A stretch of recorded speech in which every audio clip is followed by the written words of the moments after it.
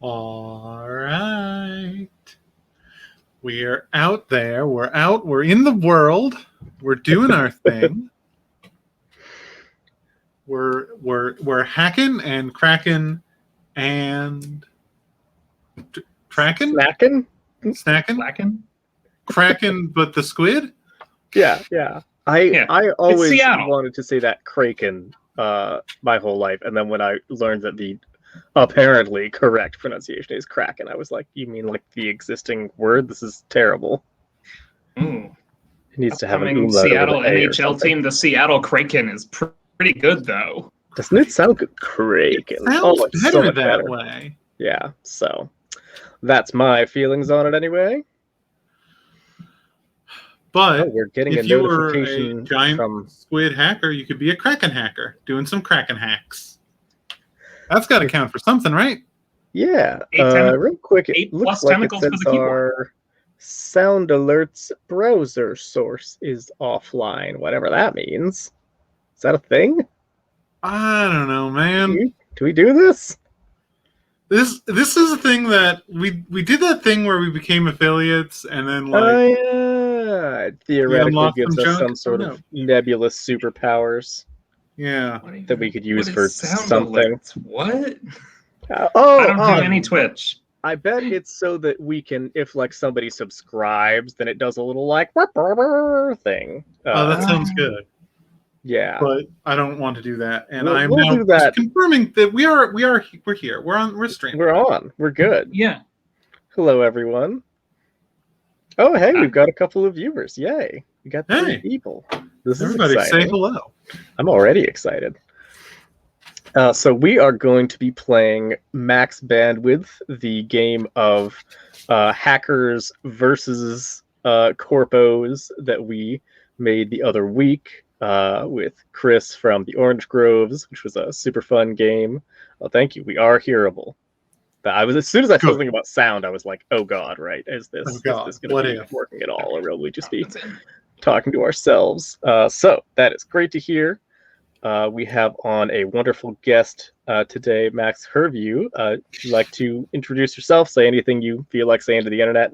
Yeah. Hi. I'm Max Herview. I'm an independent game designer who goes by the Logbook Project at logbook-project.com, where I make Legend of the Elements, an Avatar game that's better than that other Avatar game that's coming out. And I've played both of them. It is. That's not like braggadocio. It's oh, just you have really actually better. played the new one? Yeah, oh, good. I want to so. talk with you about it because I have many thoughts I can't publicly air on the internet for social reasons. Yes. Also, a amazing magical girl game that is really coming along and is the most beautiful thing I've ever written. So, oh my God, it's so pretty. I got it physically printed recently to get a copy of it to just like, it's only half done, but it's already the best looking thing I've ever made. Nice. That's amazing. Yeah, you've really been upping your layout game on that. Also, I guess I recently made a Forged in the Dark or Blades in the Dark supplement for playing Revolutionary Scotlanders that I am putting in the mail like this week, I guess. Nice. Oh yeah. The books are packaged up. I just have to go to the post office. That sounds boring. Right. Don't do it. Yeah. Oh, the last time I did Kickstarter fulfillment, it took me a year to get between I have these books in my house and I need to go to the post office. Oh, geez. And you had okay. to sign a bunch of things. Anyway, pronouns he, him. Thank you. So I think we are about ready to roll. We've got our PDFs up. We've got our playingcards.io set up, beautifully set up by Lara, partially in order to... we realized that this game involves rolling dice and then having the dice numbers be secret. And rolling like, lots them and of allocating dice? them. And we were like, wait, how the hell do you do that on the internet? We don't know. So we have invented brand new tech just for this game of making decks of cards that work like dice because they just have a bunch of 1s through 6s in them, and you just draw a card and that's your die roll. So we'll see how that goes. I totally did exactly this fake doing this exact method when I tried to play Sleepaway online. Oh, nice. Before the supplement came out telling you how to do it. Oh, good. Well, I'm glad that we are not the first to come up with this idea, because it's wild. Yeah, no, it also works though, which is good. Oh, good. We had no idea, so I'm glad. I'm confident. I'm confident in it. We're hacking the dice cards. Heck yeah. All right. Because we're lead hacksaws. Except one of us is going to be friggin' corporate peon. Yep. So we're gonna head over to our PDF, and we can all just read through it together. You read a paragraph or two, or however much you feel like until you get bored, and then the next person will read it. For our order, we can go top down in our little side view here. So we'll go Lara, then me, then Max, and then back around. Oh no, does this mean I'm stuck reading the flavor text at the beginning? You know what? A paragraph of it. That's just the way the random order worked out. Beans. All right, get ready for this. And just once again, I would like to point out. Look at this dog. It's so good. Woof, woof, woof, woof, woof to all you hackers, code crackers, and virus packers out there in the data sphere. That's right, it's your pup, Max Bandwidth, hitching a ride on my local satellite relay to bring you all the news you can use for your cyber war cruise. I'm afraid it's going to be all bite and no biscuit today, though. Turns out your favorite VTuber was barking up a tree that belonged to a local megacorp, which recently revamped their previously embarrassing IT department. That's right. Bad doggy Max peed on the wrong pair of shoes, and next thing I knew, my house was invaded by mercs. Don't worry about old Max, though. I got away in time, and even though I lost my rig, I'm not going to stop giving you the high-tech lowdown, even if I have to hack into the grid with a graphing calculator. Listen, I gotta keep these paws of mine moving, so I'm gonna leave you with a warning. If you're planning a big job on a big corp, do it quick, because those Luddites are finally starting to catch on. Dig? Oh my god, that was so good. Oh, I'm so glad I did not have to do that. That was beautiful. Yeah.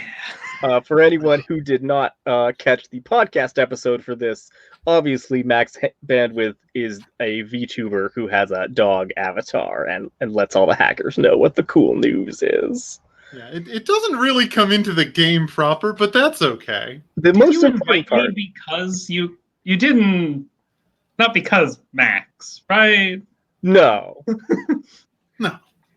We were mostly like, I want to get somebody on who actually knows anything about. Yeah, which is why you invited Rebecca first, and she's not able to right now. Because you want to see her hacker looks, and oh my god, we'll get you I do want to see her hacker looks. Yes.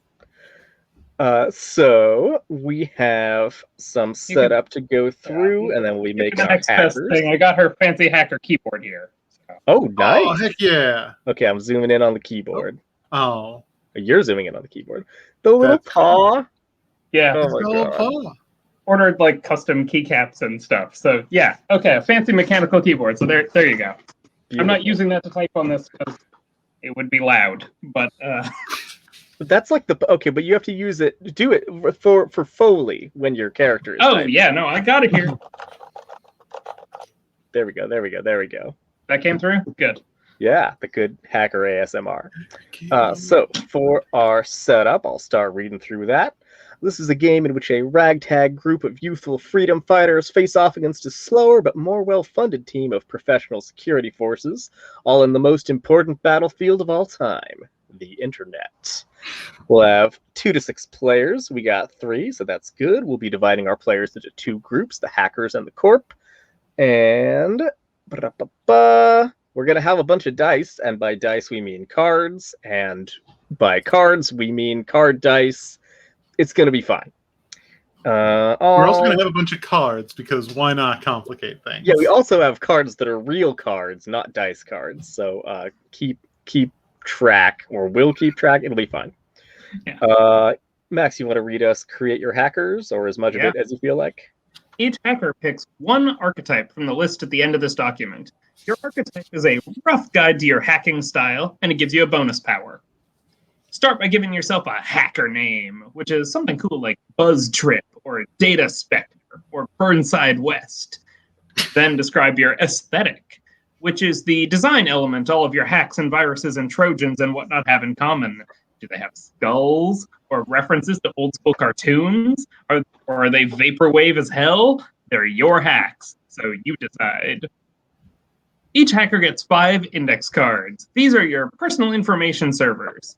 Without telling anyone, put facts about yourself on those servers. 1 fact per server. True things, like your real name, if you have a family member you care about, where you went to school, whatever. Some of them can be extremely trivial as well, like the color of your underwear or the name of your high school crush. Okay, so let's go through and do those steps now. So who among us is going to be the hackers, and who is going to be the naughty old corpo? Yeah, but which one of us is pulling the corp here? I have a slight desire to be a corp for some reason. Okay. Do it. I think you got the hard job, buddy, but We'll find out. we will will find animal out. name according to the according to the thing. Let's see. What is my deal? Okay, so if you're a corp, we don't care about you right now. This is hacker Yeah, you guys time. go Yeah, we're gonna first. take a moment to get to you. Okay, but we and should. Lara and I should pick archetypes at least to start, right? Mhm. Yeah, I mean, I already know what my hacker name is going to be because it is going to be flavor text because that is actually very good. Yes. That Yeah, is very good. it is good. Oh. Yeah. Oh yeah, the all caps looks very good. Let's see. So yes, there are 4 hacker archetypes, as we all know.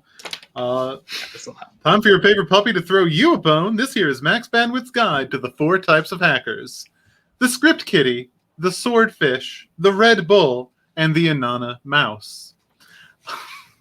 Do you got one I you're don't going know for? Huh? Do you got one you're going for? Because we probably should not pick the same one. So Fair. I am gonna be. Okay, I'll be the script kitty. Why not? Cute. yeah, I'm gonna be the Red Bull. Nice. Do you want to read the little descriptions for them? Yeah, so the Red Bull is you're a manic insomniac techno genius who invented your own operating system so you can hack faster. You hate interacting with humans. You consume only energy drinks. And do I get both of these powers, or am I picking? You get both of those. One is kind of negative, one is positive. Cool. Obsessive. After you roll your dice, you must place all of them. You cannot hold any back to roll on your next turn. Honestly, that's just going to make things easier, probably. Yeah. Probably. Antisocial, like it's going to make it harder, but like my choices will be easier. Antisocial. Your personal information cards only need to add up to 10. Nice. Also, And we will have figure out what a, that means in the future. Yeah. you have an insatiable desire to destroy the last unicorn, I believe. Because you're the Red Bull. And as the script kitty, I am a rebellious teen using a bevy of tools I picked up from the dark web. I don't know how they work or really what they do, but I delight in the mischief I create. I am a noob, which means I reduce my max bandwidth to 17. But I do have nice whereas. Oh, damn it. This is one we have a very hard time doing. Whenever I roll dice, I just set 2 of them to 6. Oh, no. I picked the thing that complicates our very bad setup. Wait, Just keep drawing cards until you have 6s in your hand. I mean, you can also undo at this point. We're not that far in. That's true. Yeah. This is technically true. Fine. Okay. I will instead be the Inanna mouse. I'm a hacktivist. What I lack in technological know-how, I make up for in social engineering and the ability to rile up a crowd into helping me brute force a backdoor. I'm a small fish. I can only take 4 dice from my ready pool when I prep, but I am a social engineer. At the end of my turn, I may look at 1 corporate security card, but can't tell anybody what it is. Nice. Which will also be, you'll just close your eyes for that part, Max. Okay. It'll be fine. It'll be great. I think we actually might have the tech for that. I think that will naturally work. I am going to be a media conglomerate. I am the bad guy, so I don't get a cool animal name because max bandwidth is no friend to the corpos. So as a media conglomerate, I'm a group which is engaged in long-term efforts to propagandize the citizenry into fighting against their own best interests in favor of increased corporate power. How nice for me. My 2 powers are engineered backlash. Whenever a corporate secret is revealed, all hackers must immediately remove 5 dice from servers.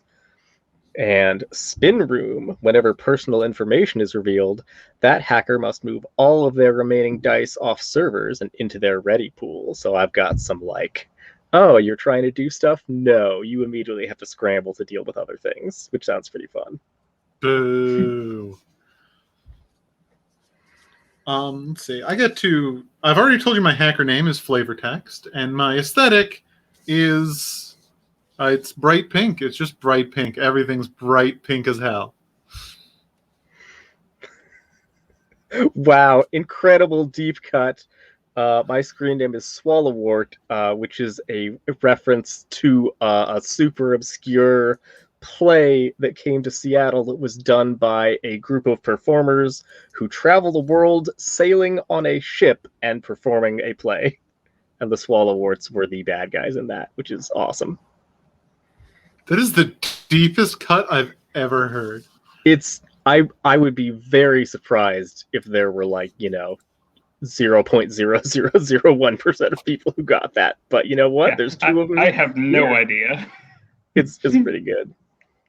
They were sort of like, what if Hexus was even more glam and also was 2 ladies? It was great. All right, so Max, what's your hacker name? Yeah, 1 second.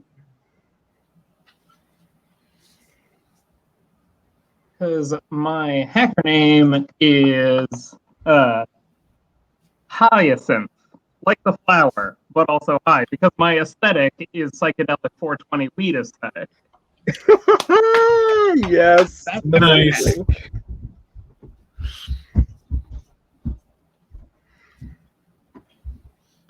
And now you and I, Max, are going to write down 5 facts about ourselves and just number them 1 through 5.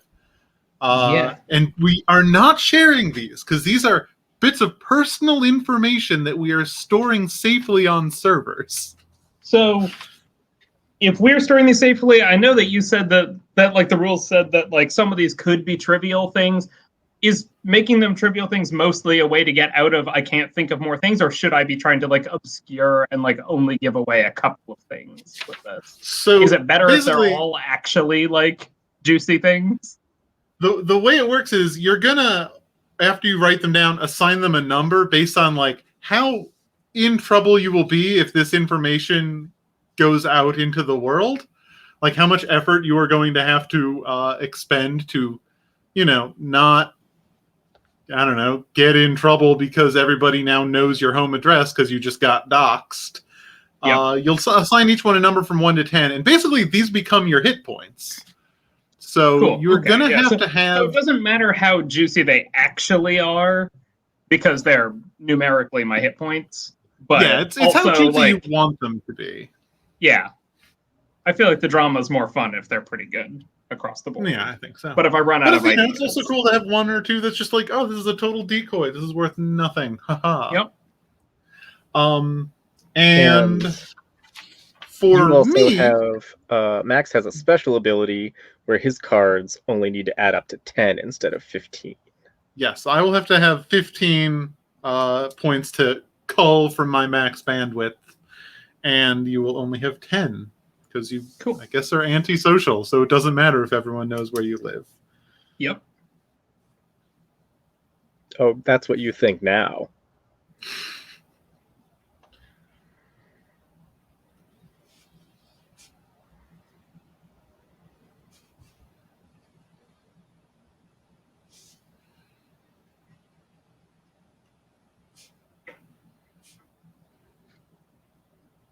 And no to the chat. Mine isn't all in leet speak. Well, it should be. It's not hyacinth. Nope, not today.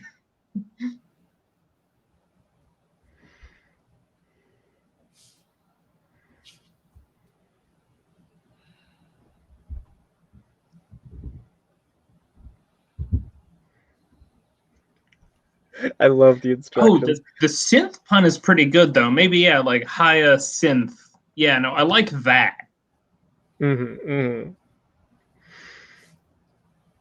Also, I love the instruction here. Lay the servers face down on the table, all higgledy-piggledy in every which way, because you are hackers. As you can tell, we are deep into real, actual hacker lingo. And not old-timey prospector speak.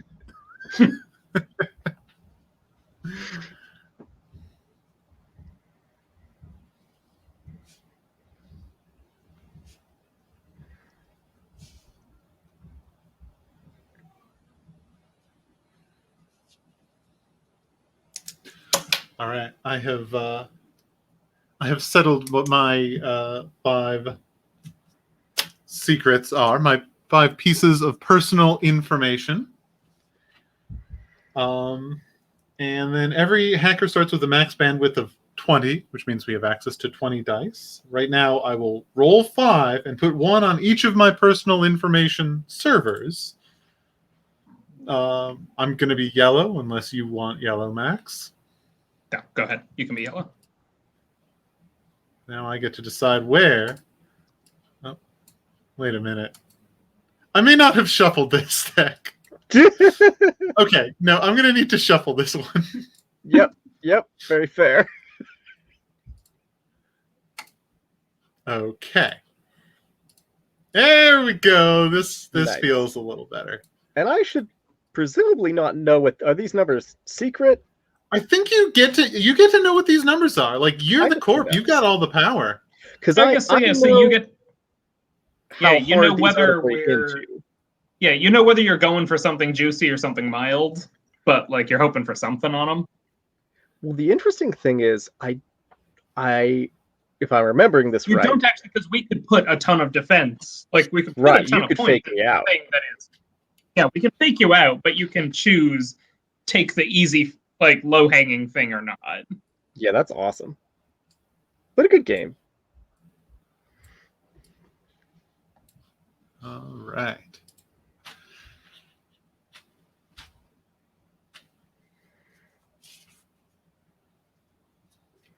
And you'll have 15 dice in your ready pool. I guess they'll just you'll just know that, though. You don't want to actually draw 15 cards right now, because then that wouldn't be randomized. That seems. Yeah, no, we'll just remember this fact. Yeah. Somehow. All right. So now I will be creating the corp. Corp, they call it. As mentioned, I kind of like corp. I am gonna be making either a deceptively friendly name like Moonlight Industries or a calmly meaningless name like Vorptech, which is almost Horptech. As members of the anti-hacker department, my characters are going to have boring names like Mr. Smith or Miss Gray. And I will also control an AI, because I am fewer players than the hackers, right? Yeah, so you're basically just 2 players. I'm 2 people. Nice. Cool. So I think my media conglomerate is going to be like just to make it evil and fun, I think it's going to be like the PR company that like Captain Planet villains would use. So it is going to be like a Hexus-esque, like pro pollution corporation. Oh, Where good. they're just like, no, this is what? Burning down the rainforest is fine. You really haven't looked at this graph that we completely changed the X and Y axis on and, like, you know, turned the data into something that theoretically supports our point, even though it incredibly does not. Not that any real corporations do anything like that. What's the name of this corp? It's gonna. I do want to say Horb Corp. Let's see. Do it.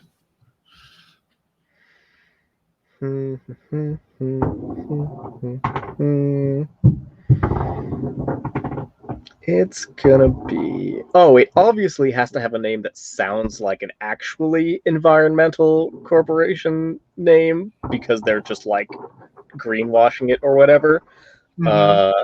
So it's got to be like Single Leaf Industries. Single Leaf. I hate them already. Yeah. Single Leaf Dynamics. There we go. Oh, God, no.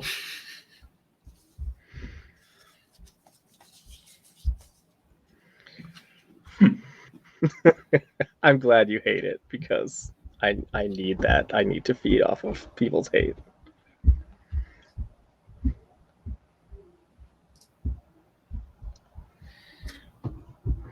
And then I'm going to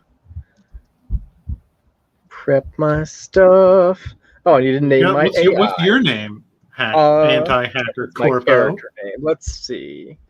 I do like.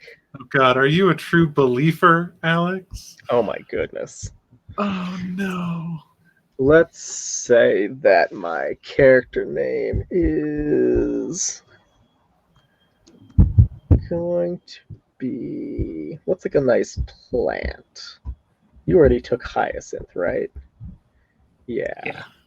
So Miss Heather, but that's her last name, not her first name. That's a nice plant. Everyone likes Heather. Salvia. And obviously my AI is going to be named Hexus in all caps because Good. Salvia because you also ruin people's lives. Oh no.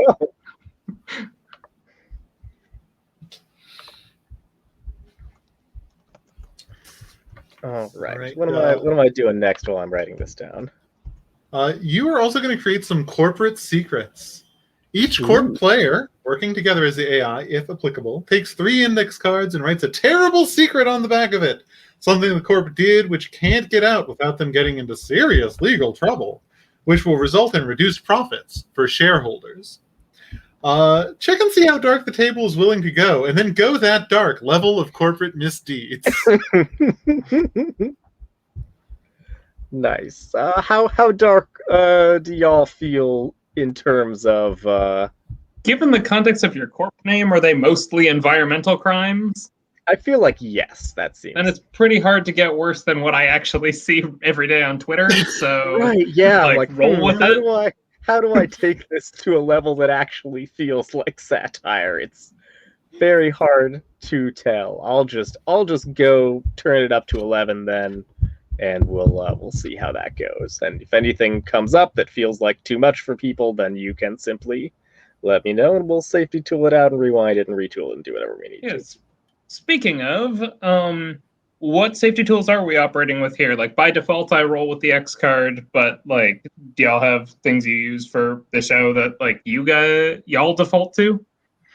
Pretty much also default to the X card. We also, since we are doing a playtest, if you're like, hey, it turns out this game is bad and I don't want to keep playing it and I'd like to stop now and not be trapped here for another 2.5 hours, you can just say that at any point and then we will stop playing. Yeah, escape hatch is good, but otherwise, yeah, like X for stuff. Yeah, thumbs up. Okay. I know how the X card works. We don't need to talk out the whole spiel. Secrets. What are my secrets? All right. So oh, it's Alex, rough that I can't tell people what I'm doing. Yeah, you can tell while I'm doing that. Game. Max, have you decided on your pieces of personal information? Yeah, so I have my 5 things, and now I just need to come up with what numbers they are. Is that how that what I'm looking for? Basically, yeah. Assign each one a number, and then all together they add up to 10 for you. Okay, And then each one gets a die on it, which is its sort of starting level of defense. Right. Okay. Can I edit these, or do I just pull them? Just pull them. Okay, until I find the number I want. Okay. Oh, no. Okay. So you are assigning a number that is going to stay a secret. Got that. Is when this card is revealed, that is how many points of max bandwidth you will lose. That is how far down your maximum dice pool goes. Yeah. These dice that I have on my servers, those are what is currently protecting these servers. So yes. For instance, I think that's the thing I don't. That's the thing I don't have. I do have my 5 secrets that I don't intend to share. I just okay. So I feel like I need to assign those numbers now because Alex is gonna get to see those, right? Like the amount of protection on each of them. Yeah, the amount of protection on each of them is what I've got going on over here. Like my 4 over here is I have 4 cyber units of protection on personal information server number 1. But how much that information is actually worth, that is a secret that is on this piece of paper, and only I know. Yep. Okay, so those secret numbers are what I need to add up to 10 here. Yes, precisely. Cool. Okay. And those secret numbers stay secret.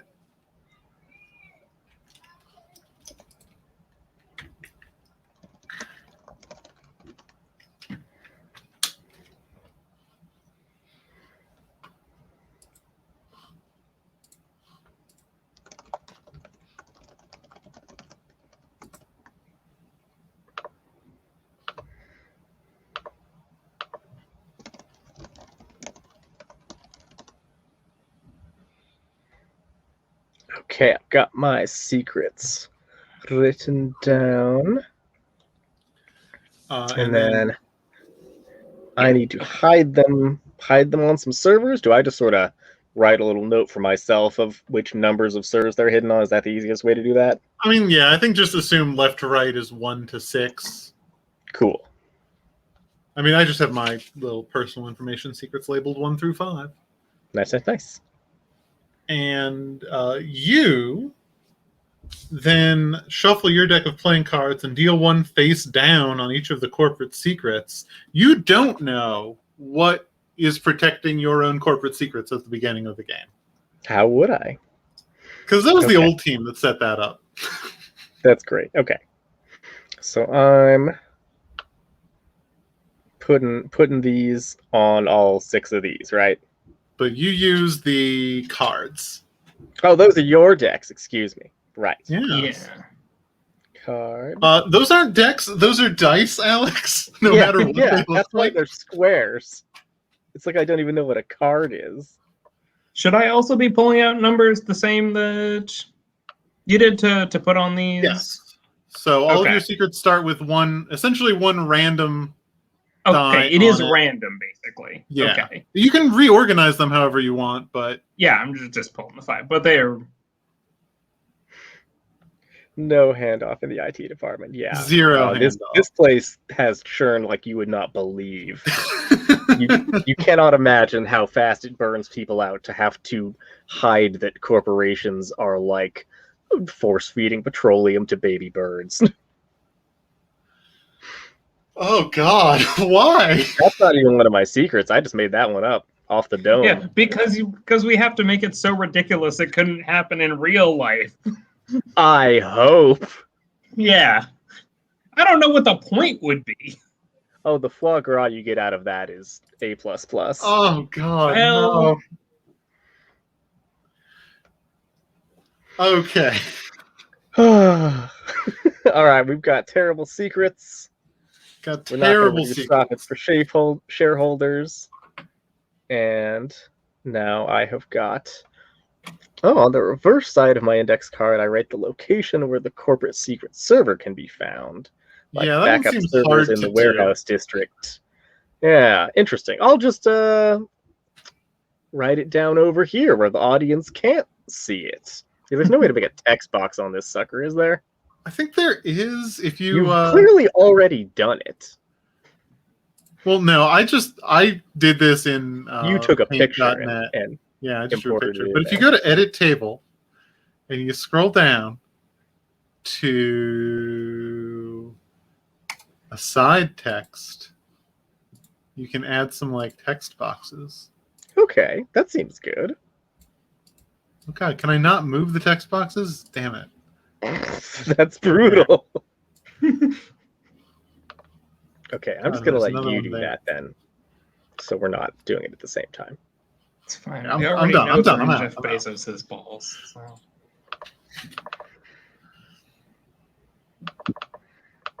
So you gotta Now they- hit the little like briefcase in the bottom left-hand corner. Or The edit perhaps table top one? left. The edit table, yeah. Ah, now I can click it. I see. It's under the other window, which is interesting. Okay, so It's turn this is some nonsense. they're This, doing their best. they're doing their best. We're doing our best. All right. All right, I'm gonna start reading how to play while you are messing with this. Okay. Yeah. I thought about learning how to use playingcards.io for my own stuff, and I'm being disincentivized here. No, No, I'm kidding. playingcards.io I'm is kidding. like It's good. It's good. It's actually it's good. real good. Yeah. We're just messing with it. Yeah, there's a learning curve, like all things. Got a fresh hacker entering the chat. Oh, good. Okay. Well, time to learn how to hack. How to play. In this game, the hackers are working to uncover all of the Corp's secrets, while the Corp will use whatever countermeasures they can to reveal everything about the hackers. We'll play in a series of turns, alternating between the hackers, who go first because they're bodacious, and the Corp. On the hacker's turn, each player will in turn prep, code, and hack. So when you prep, you describe what you're doing in the meat space world as you get ready to drop your hacks. Where's the safe space you're at? How are you getting signal? Etc. Then you assemble a dice pool that is unused dice from the previous turn, which doesn't work for now. Dice that you can remove from any one server. And up to 5 dice from your ready pool. Except for me, I only get 4 because I am a small fish. After that, we code, which is to say we roll those dice, although in this particular setup, we just kind of reveal what they are, I guess. And then we assign them, and with every die we assign, we have to use some ridiculous cyber terminology, like, all right, I'm dropping a negative Trojan into the data net here. Now I'm targeting the Corp's Japanese servers and double encrypting my personal rig. And you have to do it. You have to. Higher right there in values the are more rules. powerful, of course. And then if you wish, if you so desire, you can attempt to engineer a hack. Which, if you do that, you will reveal what the Corp's card is and whether you have put enough dice value. If you put enough hacking energy into it to overcome the value of the Corp card, and then you'll just do a little scene. Just do a scene set in the data sphere, and it'll be great. So, who wants to start? I'm willing to. If Yeah, I don't think I'm ready to quite start. I want to see it happen first. I'm still catching up on how exactly this all works. So I also want to see it happen, but whatever. okay, I'd be open to going first, but You know what? I realize this would be very convenient if our dice had a color on the front so you could see like whose belongs to who. Not that it's a super big deal. Listen, let me see if I can solve this in like 1 second. Yes, while you're doing that, I can talk about these corporate servers that I have just finished labeling. Okay, if I want to stop editing, do I need to do anything to like confirm my changes? Just hit the little briefcase again and you should be fine. Boom. Okay. So, whatever my corporation is called Single Leaf Dynamics has decided to try to increase its cybersecurity by locating its servers at completely ridiculous places around the actual globe, as though that was somehow going to matter when they are all connected to the internet. So they are just all over the place. There is one in Fern Gully. There's one in Central Park in New York. They have one hidden at a puppy sanctuary. There is one in the Great Salt Flats. There's one at the Antarctic Research Base, like in The Thing. And one of them is on the moon. So good luck hacking that, suckers. Oh, I'm going to hack the heck out of the moon base. Can't hack the moon. It's too far. Well, let me explain to you just how I do this. That's what I call air gapping, right? That's a hacking term. That sounds like a hacking term. So hey, Flavortex, the cool hacker, is I'm hacking out of my car right now. So like this is I am on the move.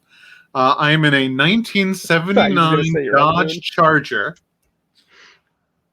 Just scrolling down the highway with like 10 miles of LAN cable going out the window so that no one can track me. And I am typing brutally quickly on a laptop on the passenger seat while keeping one eye on the street. And that's my hacking setup. Nice. Because I can only pull four dice, not cards. Who said they're cards? 4 dice out of my ready pool. I have pulled 4 dice, and wow, 2, 3, 4, 5. I happen to be because I'm driving near the puppy sanctuary. I've got a good shit. Okay, now I have to do lingo. Oh god. Yeah.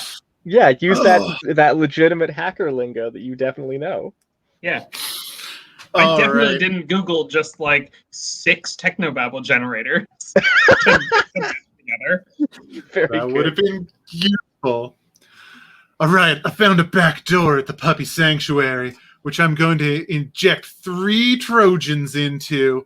But before I'm finished with that, I need to double down my viral protections on my personal servers so that nobody can hide. Nobody can hide into my center net.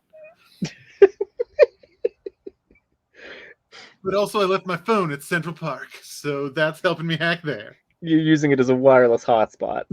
Oh, that's a good one. Yes. God, this was the worst decision I've ever made. This is fine. This is all fine. I'm having done this part. I would like to hack the puppy sanctuary. Nice, sweet. Good luck, sucker. So how do we resolve that? When a player announces a hack, flip over the playing cards to reveal their value. So all right, just tap the puppy sanctuary card. I'm flipping that sanctuary card. It's a 2. It's a 2. The value of security is the highest numbered card, aces count as 1, plus 1 for each additional numbered card. Face cards are worth 0, but they are plus 2 when accompanying numbered cards, just to make things convoluted. I'm sure anyway, I'll pick it up. In this case, I have clearly out-hacked you. Yep. So that means that... Oh, God, but it's diamonds. Shit. Okay. Because my number was higher, I succeeded this hack. Because the card involved a diamond, an alarm goes off. You get to add another card to your hand. Ooh. Yes. Nice. So you should start with a hand of 1 card. Now you have a hand of 2. And when I Okay. say 2, I do mean 4 because you're fucking controlling an AI player 2. 2. So 3, 4. I've got 4 cards in my hand now. Darn it. However, I get to jump into the data sphere and narrate a brief scene in the cybersphere to describe how my digital avatar takes out the programs that lie between it and the information it seeks. The other players may take on the role of digital obstacles. You know if the hack succeeds or not. Just play it out in the 3D visual interface that hacking works in.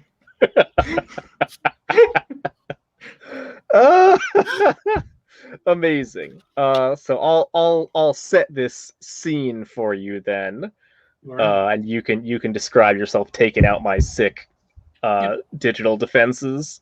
Please tell us about the puppy sanctuary. Yeah, so the puppy sanctuary cyber zone looks like an actual puppy sanctuary. It perfectly mirrors just the platonic ideal of a beautiful, lovely, happy puppy sanctuary where there's lots of like enrichment toys and tug of war ropes, and there's a tree with meat growing on it that just hangs there. Sausages grow on a tree for the puppies to eat, and there's little bridges for them to run across and like brightly colored cubes and things. Everything a puppy could desire. We all know they love cubes.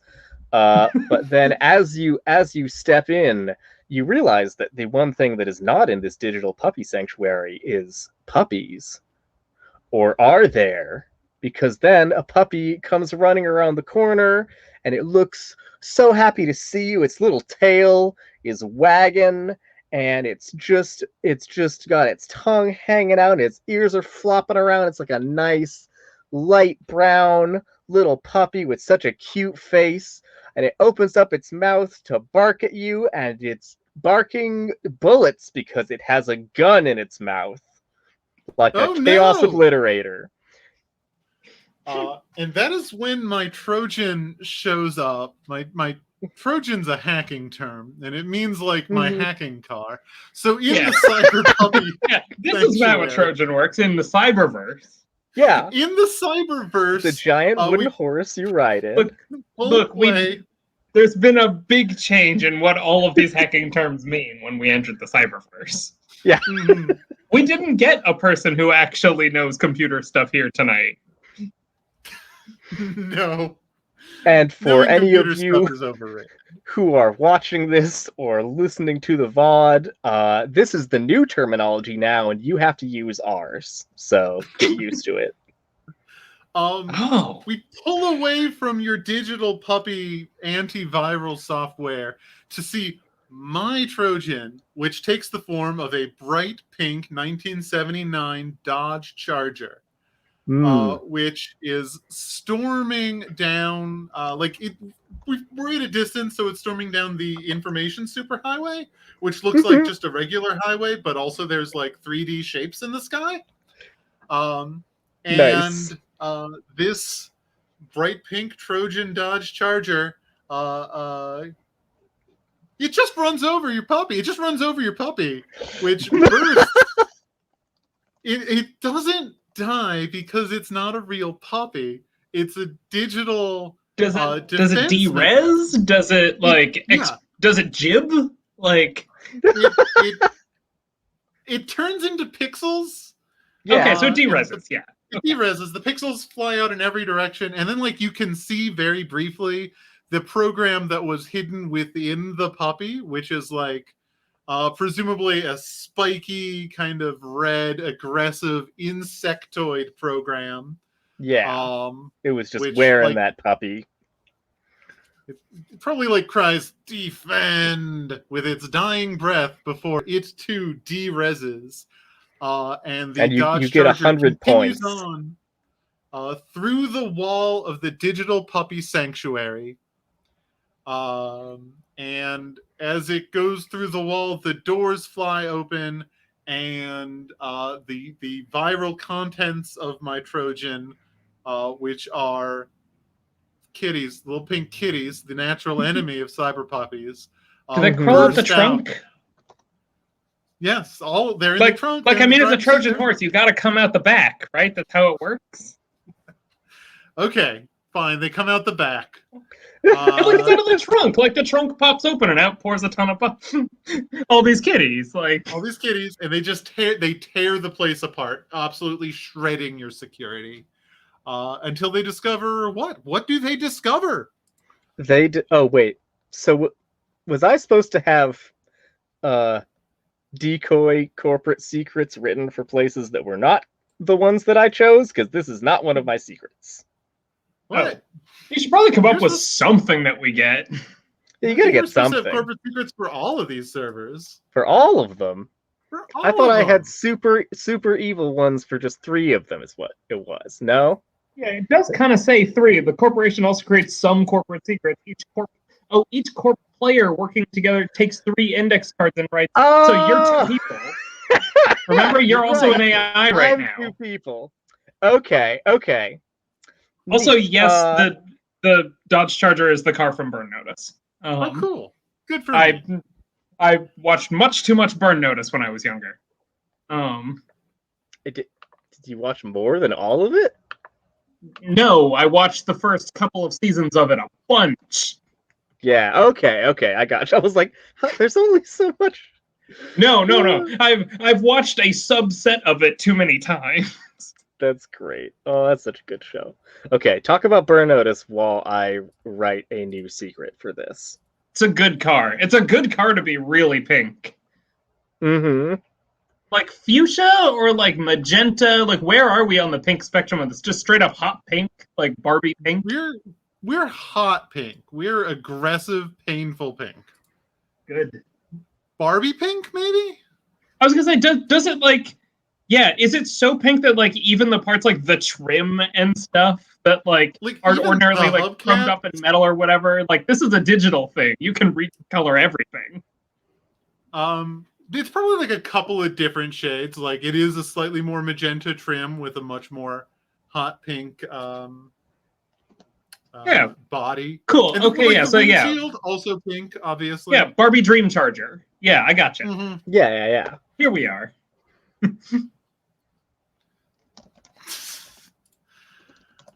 Are there decals on the Charger, and how inspired by Lisa Frank are they on a scale from 100 to 1? Not by her politics.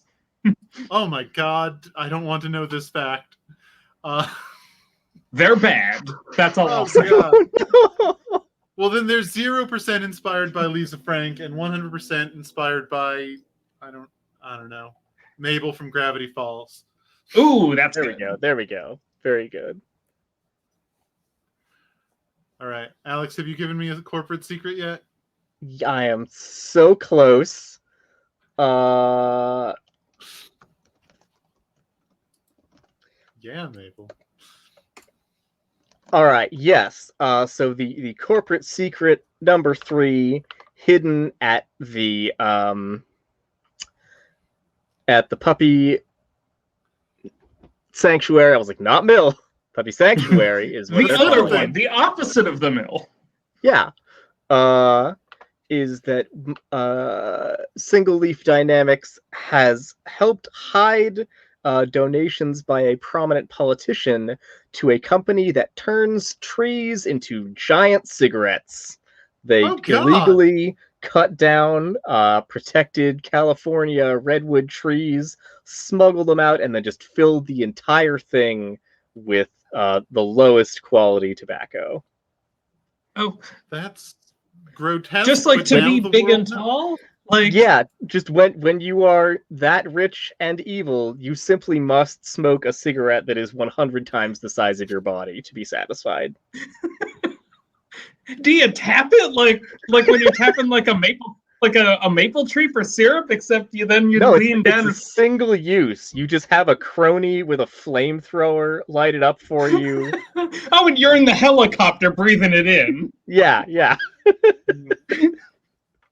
You lose more helicopter pilots that way, but it's fine. Poor Endor. It's all gone now. All right, so Right. you have found out my nefarious secrets, and I, as a We media kinda conglomerate, knew. We were pretty sure you can't hide that. We noticed. you We know, now know for sure it's you who's responsible. That's true. But you know what? I actually wanted you to find that out. Because we have. I should throw some role play on what my characters are doing, right? Probably. Yeah. I don't know. Yeah. So Miss Heather is woken up at 3 a.m. or whatever time it is that you're speeding down the highway by Hexus, the security AI, who should probably speak in a Tim Curry voice, right? If I was really going to commit to this bit. If you care about doing it right, yeah. Can you do it? Can I do that? How does he say it? Double shifts, no breaks. Yeah, okay. So I guess Tim Curry is a snake person. You're right. he does that hiss on the S. It's so good. Yeah, no, you're not wrong. So the Hexus AI says, Miss Heather, I have some unfortunate news from our puppy sanctuary. And then she's like, Then the AI activate waggles the- its eyebrows. Yeah, it's got a little digital. You can't avatar. see it, but yes, you can. So she immediately slaps the big red button on the wall next to her bed, and it activates the anti-hacking engineered backlash. So whenever a corporate secret is revealed, all hackers must immediately remove 5 dice from servers. Oh shit. Um, Okay. How does that work? Yeah, that seems like a lot from We your have to decide servers too. 5 dice to go away. Get ready your dice, chumps. Is that all of my dice? Wait, where are my dice? Hold on. I think you only have 5 dice. I haven't yeah. taken a turn yet. Well, Yes. good luck. Assemble a dice pool of any unused from my previous turn. 0. Dice of yours that you removed from any one personal information or corporate secret server, so my dice pool can be pulled from those, and up to 5 dice from your ready pool. Which I think Alright. means that because those are already assigned, they're not in my pool right now. I have 0 for you to pull from. I can take these out to add to my pool if I want to. That's how that sounds when I read that text. I mean, that sounds reasonable. Otherwise, all of my secrets just got unveiled because I lost 5 dice. Right, well, I that mean, would be- wait. I think It says Listen, from I say this servers. as if I'm not sure what the author intended because I don't remember writing this. God. I think we can decide among ourselves which 5 go back betwixt the 2 of us. That sounds way 5 total would be That's much, still much a more ton. fair That's than, Yeah. that's revealing at least 2 secrets each at minimum. Here, I'm willing to sacrifice some of mine. Those 2 can go away. I'll even undo this hack. That's 3. I seriously think that, like, I think that if something is applied to my thing, I don't think I have to pay. Like, this is probably, does it just remove from my, like, existing pool? No, it definitely removes from servers dice that are out there and we can see. So Okay, yeah, 5 is so many. Okay, Well, you've I pulled mean, we 2. went up I guess against the I can media put them back conglomerate. in. No one has taken. I guess yeah. The corp hasn't taken a turn yet, which means Yeah, that I and can. you just get to drop take a it. turn before the corp does. So I Right. do. Okay. You do. Cool. Yeah. So I'll drop from that one. No, I won't. Not that one. And no, that one's okay. But I'll drop from that one and then if and I already put 3 away, so you just need Oh. to get rid of 2. okay. And I think I actually that won't automatically reveal your things. 'Cause Yeah, they won't you get have to revealed hunt them until down. I It actually just attack doesn't them. cost anything on your turn, which means I have a chance now to put stuff on those. Right. Mhm. So that's nice. And I'm just making you Max, if you were to scramble. click on the number next to your dice, Oh, it yes, will to let make it. you shuffle the stack to for your redrawing pleasure. Nice. There Okay. we go. Found the button for that. Shuffle stack. Okay. Shuffled. All right, so that is one complex turn of hacking. Now it is your turn, Max. Yeah, okay. So Sorry, You shouldn't have triggered my trap card. so this is basic. Like I'm in the basement. Like the lights are out. It's dark. My face is illuminated by the by my screen. Nearby you can see a joint smoldering in an ashtray. I've got like kind of like, yeah, like leafy green like skins over my like all my computer setup, like you know how like applicable sticker type skins that you can get for electronics. I've got that on everything. There's like one of those big like tapestries behind me that like streamers have, that but like it's one of those like psychedelic rainbow, like it's like an album cover from the 60s. Nice. How many Behind me. Yeah, definitely got multiple blacklight posters. Is your rig one of the kinds with like a big window in it and you've got glowing lights? Yeah.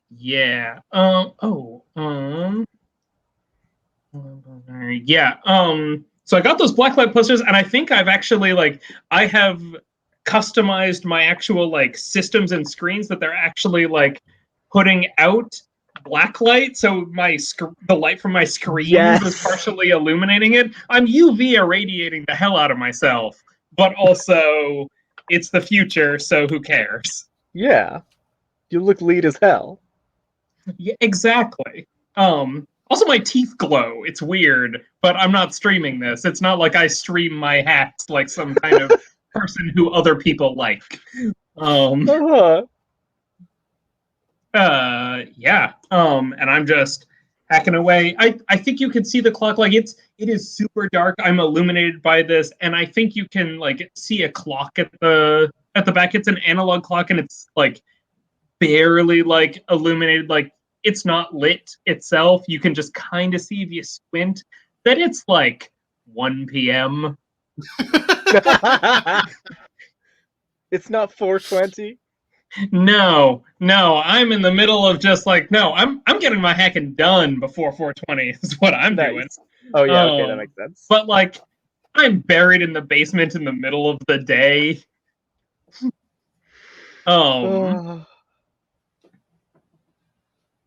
Yeah, so I'm hacking. That's the safe space I am at. How am I getting signal? It's because I'm straight up in my home base little like nest here. There's probably a ton of like a mix of empty and unopened like chip bags all around me. This place sucks. There's a Mountain Dew bottle on my desk. What kind of Mountain Dew?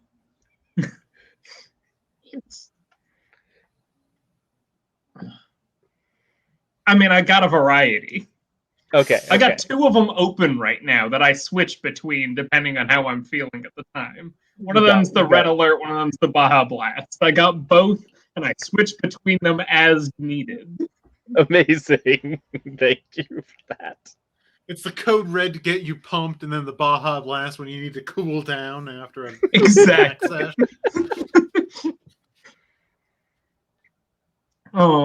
Yeah, okay, so yeah, then I assemble a dice pool, I guess. You get five dice? 5 dice, and I guess theoretically I could pull any out from my servers, it says. But yeah, if you wanted to clear one of your servers, you could, if you wanted to. Yeah, but I have enough empty servers. Fair enough. 5 pulled.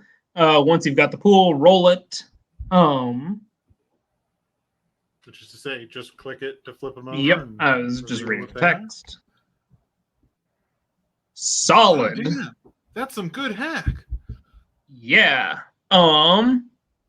Ooh. Okay, so assign the dice that you've just rolled as you wish, either to defend your own personal information or to attack the corporate servers. As you do this, drop some technobabble about what you're doing in the cybersphere. Something like, all right, I'm dropping a negative chart. Yeah.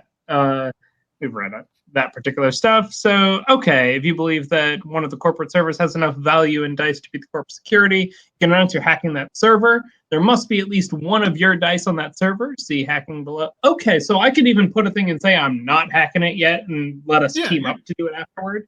You're just getting prepped. Well, I'm going to start by loading myself up for a little defense. Seems good. And you're also going to need to place all of your dice. You can't hold any of them back because you are so obsessive. Yep, I'm not allowed to hold. Which means that I'm gonna...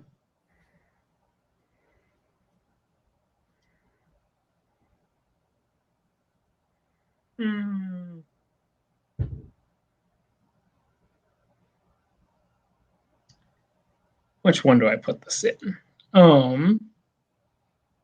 Putting it in there. And then where am I hacking? Well, I have to hack Fern Gully. Of course. Nice. Yeah. And with yeah, so I've got 7 in there. I'll go for it. I'll see if I can hack in with 7. Nice. Hack in. All right. It's unlikely it's another 2, but yeah, so... I mean, I don't know what it is either, so we'll find out. Fair enough. All right. Yeah, so I am announcing a hack. Flip my card. It's a 10 of spades. I do not have enough. Okay, so... And no diamonds, so the alarms do not go off yet again, so that's good. Hack was unsuccessful. The server remains in play, but it's temporarily safe. It cannot be hacked again until that side's next turn. Dice on that server are returned to the players as ready pools. Playing cards are discarded. So that just goes back to me, right? Yeah. And because I did try to spend them, they actually are sitting in my ready. Like I don't have to then try to reassign them because I'm obsessive. I used all my dice. Yeah, just put them back on the the deck. And if I want to shuffle my cards, the recall and shuffle button is making the ready pool is this one. Okay, so I just throw them back into here. Gotcha. This is the ready pool. Not into my dice pool, into my ready pool. Right. Which has 300 dice in it. Yep. And if I hit this recall and shuffle, is that going to get rid of all of my existing servers? Because I don't want that. Recall and shuffle will grab everything. Click on the number. Aha! There we go. Yeah. Shuffle stack. Boom. Shuffled. Okay. Describe how this hacking goes. Set the scene. Set the stage. Yeah. Okay. Do you want me to say what? Can you tell me a little bit about the Fern Gully server so I know what I'm aiming at as I start here? Yeah. As I reinvent distributed action items and morph granular architectures. Yeah, I can't think of anything easier to describe or more fun than it being set in an animated recreation in horrible, like early 90s 3D of the film Fern Gully. So this is the climactic scene in Fern Gully where the horrible flaming skeleton Hexus is riding on top of the like horrifying tree killer machine, just chewing up beautiful rainforest trees left and right. And it looks very like Transformers Beast Wars level of CG, where like the grass is just like flat, but they put like a grass texture on it. Yeah, okay, yeah, wow, yeah, the future has bad CG. Awesome. Yeah. They did it on purpose because they know that hackers hate it. I was gonna say, yeah, Beast Wars, but really this is a little more reboot is where we're at right now. Yeah, very true. Same graphics. Yeah, so I think I make it in because like I'm I'm changing up the polarity of the entry servers and working my way in. And like honestly, it's easy. Like this, it feels almost undefended. And I think by the time I've made it inside, I realize that the defense rays were offline on purpose. Because as soon as I'm inside, there's an anomalous power signature, and all of the fire that's starting to rise from everything that's going on becomes a firewall around the server, and I'm locked inside as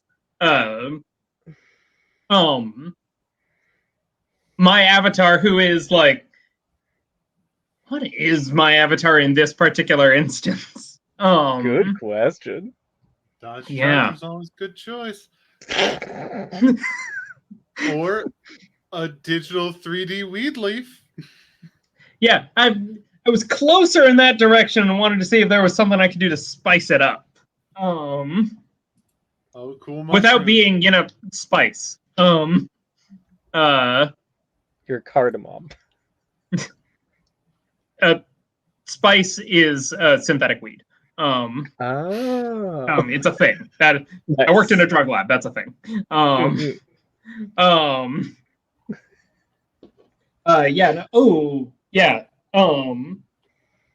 like the idea of I am a very elaborate bong, almost humanoid. Like the entry spout for it's got multiple spouts at the eyes, eyes and mouth. No, just eyes. Like so that there is occasionally excess vapor that comes out of the eyes. The belly of the bong is the belly of this thing. I've got a weird blown glass leg structure that doesn't really make a ton of sense as a thing that can move, and yet I do. And what part of this humanoid form does someone put their mouth on to inhale from? No one does. It comes from inside. Okay, you're just the platonic. I'm smoking myself via myself. Yeah, nice. No, I'm smoking myself via myself. You're like Odin. Sure. Yeah, this is aesthetic over function here. You're not supposed to use this. If you try to use it, I think it kills you. Kool-Aid Man's cooler cousin. Oh, man. Oh, yikes. But I think that because of with this glass form, I move fluidly like molten glass. I can move and shift in ways that are kind of unnatural and loopy.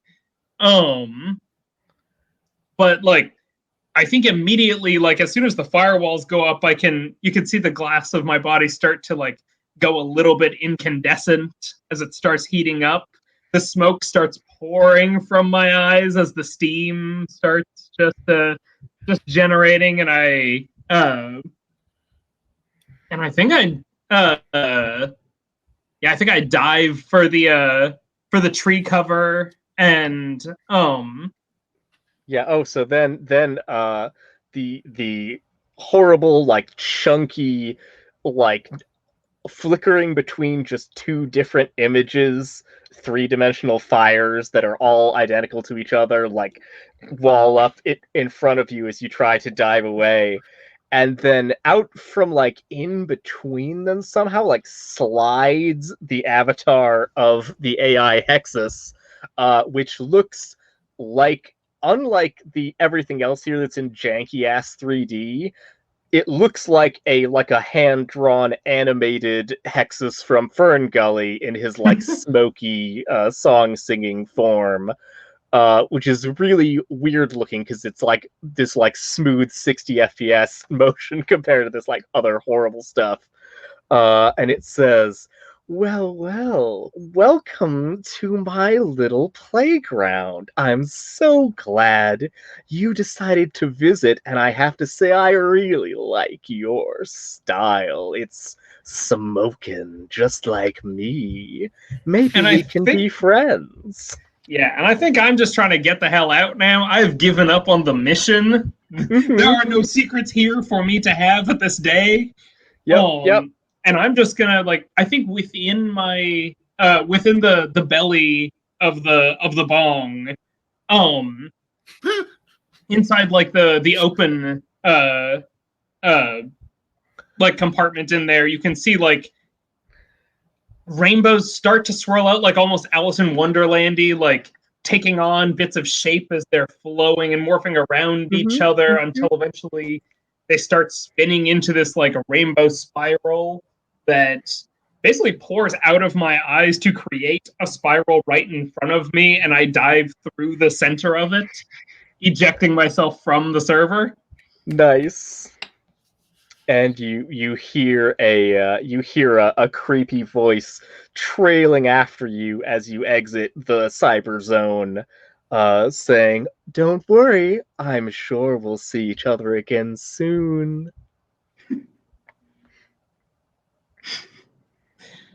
Oh boy. Well, I got out. Yeah. That was good. Yeah.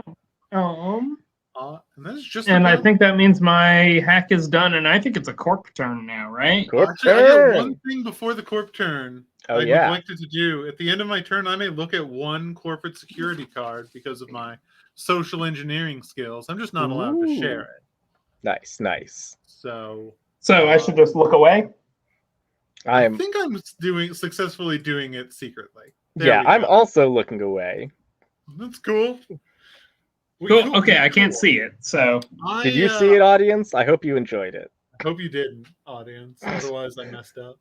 All I'm saying is that I talked to some of my contacts in Central Park, and I know some facts about Central Park now. Well. Exciting. Corp turns. Corp turn. Who cares? So, I'm going to take a turn setting up countermeasures for all of the hacking that's going on. Each player, starting with the AI, if applicable, will in turn prep, code, and hack. So in prepping, I will dryly observe an issue with security. I'm in an extremely comfortable office, so I don't need to talk about where I'm getting signal or anything like that. Instead, I think about how I'm explaining to my boss that it's important for me to get resources. Then I will draw a single card into my hand. So I guess the Hexus AI is in the single leaf corporate cyber zone, which looks like a beautiful mountaintop retreat with lovely sort of geometrically improbable, spires and floating islands, all covered in beautiful greenery with waterfalls pouring off of them. But all of the water is actually oil, and it's pouring down into an oil ocean, like in Sonic 2, under them, because they love that shit. Chemical plant zone. Yeah. So the AI is what do I think I still just look like Hexus, because why would I ever want to not look like that? And it is it's got a little smartphone that it uses to communicate with corporate, I guess, from the cyber zone, and it's just tapping away on it with 3 or 4 thumbs that are just made of smoke, and having a Slack chat with whatever its manager is. I guess it makes sense if it's Miss Heather. I think that seems kind of fun, so I'll just have a conversation with myself. And is requesting some restrictions on its autonomy be lifted, so that it can have a window to venture out onto the wider internet, because I think that's usually a good thing to do controls. For corporate AI.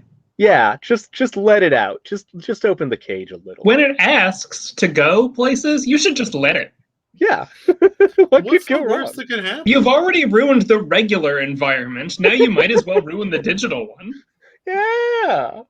And after the AI pens out this very eloquent, flowery paragraph requesting the restrictions being lifted, and we just get back a single word from Miss Heather that says approved. So I'm going to draw a single playing card into my hand. Do I need to like figure out how to differentiate one of my character's hands from the other one? I guess I should, right? I mean, yeah, probably should put Hexus on one side and Heather on Yeah, the other. okay. Oh, there we go. I can sort of stick them together. Cool. Okay. All right. So now Hexus is going to do some coding. Just as the hackers did, I'll describe the digital nonsense that I'm doing and lay a card face down on a corporate security server to protect it or a personal information server to attack it. I can't attack personal information until an alarm has been triggered, but guess what? They already did. Some chumpo Did that triggered right an away. alarm Oh. like a fool. Does it matter who triggered the alarm? No, I guess No. until the first alarm is triggered. Yeah. And you made the greatest personal impression on the AI, so we might be paying a little visit to your house soon. So I'm gonna drop this Didn't even card do anything. here on your It just personal showed up. server information 2. So Hexus is going to inject a self-replicating nano worm code in order to frag your Java, and I'll just reveal that card, right? Just go. If Yeah. you're triggering your hack, yeah. Boom! It's a 6. 6 is higher than 4, so I win. Damn it. Yeah. I can do math because I'm a computer.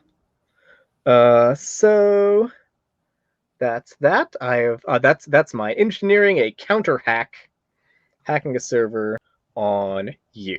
And if the hack is successful, we flip the index card that it was on. So do you want to throw some flavor on what your cyber zone looks like that I'm infiltrating? Yeah. Give me a second to think this up.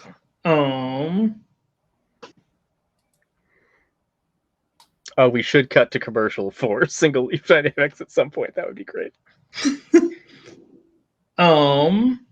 Maybe after this turn. Let's see. Yeah. Yeah. So I think that what you've basically hacked into, like, there was like a bunch of like moving through cyberspace. This place looked like just like a big like a literal safe, like a regular old, like you would have it in a closet type like safe.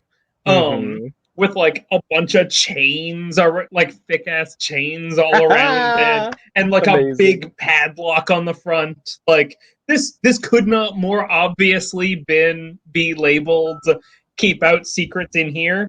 And I think that as you pry it open, I imagine effortlessly you were wielding some pretty good. Yeah. How do you tear through literally a safe full of covered in chains? Like, what do you do to that? Yeah, so I think the Hexus avatar looks down seductively at the safe and says, my, what are we hiding here? And then just does that, like, breathing out, and horrible, twisting, spiraling, smoky nano worms come boiling out of my mouth with little, like, spirally drill bit heads, and just swarm onto the safe and the chains and just mindlessly drill into it from all directions, absolutely Swiss cheesing the hell out of it. Good. And I think, yeah, you find and flow your way inside of this safe, and inside I think what you find is literally an archived live journal. Amazing. And leafing through what you've put together, and here's roughly the secrets you put together from this, is Hyacinth has totally tried to make friends with people over things. I'm just really annoying. Oh no! It doesn't stick because people cannot tolerate my bullshit. I have opinions about crypto and anime. There are paragraphs about Naruto, Evangelion, and Utena, all in the wrong style of opinion and argumentation that would so attract people to be my friends. It's and both I recognize, like, Hyacinth is recognizing, yeah, no, this is terrible and I need to hide it away so people don't see this. And also, I want to forget it. So I'm putting it in a box labeled, don't look at this. Yeah. So that I don't go inside. Right. Oh my god. All those chains were for me more than for you. Now you had to leaf through and read about what I think about the symbolism of Christianity in Evangelion. That's so good, and the AI is leafing through like a little personal diary and just ripping pages out and popping them into its mouth and chewing them up with a relish. I'm so glad I got to have a creepy digital avatar for this. Yeah, that's good. Okay. Yeah, so that's your hack. Nice. What's the what number was that for your secrets? I lost 1 HP point. Okay. That was your least bad secret? Oh man. Or one of your least bad secrets? My god. What else are you hiding? I don't know, but your max bandwidth has dropped to 19. So does this 4 go away now? Does that just disappear? You killed it? Yeah, I imagine so. And we'll drop another X on your personal information server too. Yes. How do I cut? Oh, can't I just copy this X? I have to make a whole new one. Beans. Let me just throw a blue box on here to just say it's done. Like, I just won't turn that over. It's done. Cool. Okay, that's cool. That's easy. Throwing off the probability of your... Okay. Neat. So now it is Miss Heather's turn, right? Yeah. Cool. So I think she is actually going to be responsible and shore up some of our defenses by...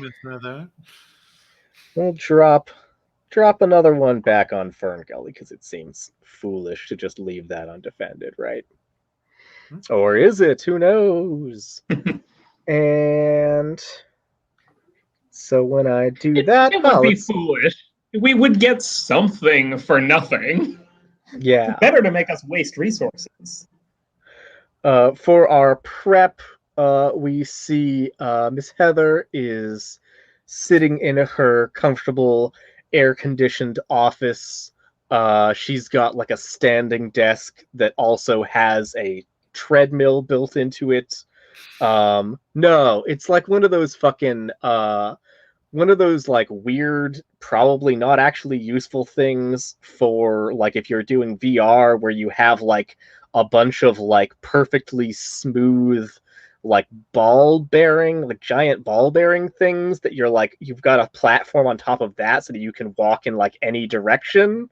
And her desk is on like an armature descending from the ceiling so that she can freely just like walk and like turn and move, and it adjusts to be in front of her. Worlds with worlds. Yeah. So then oh yeah, and I guess she's fucking Ghost in the Shell style jacked into this shit. She's got like a huge like big VR thing going onto her face that has like horrible tubes going out of it and stuff. Yeah, it does sound sick. I did it on purpose. So